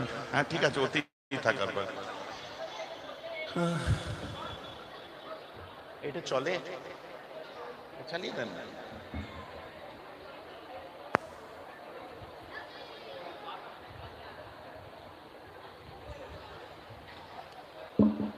সকলে বিসমিল্লাহর সঙ্গে ফাতিহা শরীফ, ইখলাস শরীফ, দরুদ শরীফ পড়ুন, সব লেসানি হবে। আপনারা অনেকে হয়তো জানেন না, আবার অনেকে খবর নিয়েছেন। আমি অন ক্যামেরা না বলেই ভালো, তাও বলি, আমি কিন্তু হসপিটালে ছিলাম, বুঝলেন। বম্বে থেকে ফিরেছি, ফেরার পরেই একটু জিয়ারতে বার হয়ে গেছে। আমার দেখে মনে হলো শরীর খারাপ, মনে হলো কি আপনাদের দোয়া, আপনারা এমন দোয়া করেছেন, এবারে ডাক্তার অবাক হয়ে গেছে। আলহামদুলিল্লাহ, আলহামদুলিল্লাহ সুম্মা আলহামদুলিল্লাহ, আপনাদের দোয়ায় যে সমস্যাটার জন্য আমাকে 2018 থেকে ট্রিটমেন্ট করতে হচ্ছিল, এবারে আলহামদুলিল্লাহ সেটা একদম জিরো হয়ে গেছে। দোয়া, আপনাদের সবার দোয়া, ওলিয়া উলিয়াদের দোয়া, সেটা একেবারে নির্মূল হয়ে গেছে। এবারে সাবধানে থাকতে হবে, চেক আপে থাকতে হবে, যেটা নিয়ম। আপনাদের দোয়া শুনে খুশি হলেন তো নাকি? ঠিক আছে, যার জন্য এখন ফুল পাওয়ারে যেখানে যাচ্ছে, ফুল পাওয়ারে ওয়াজ হচ্ছে, আলহামদুলিল্লাহ। আপনারা যে যা পারেন আরো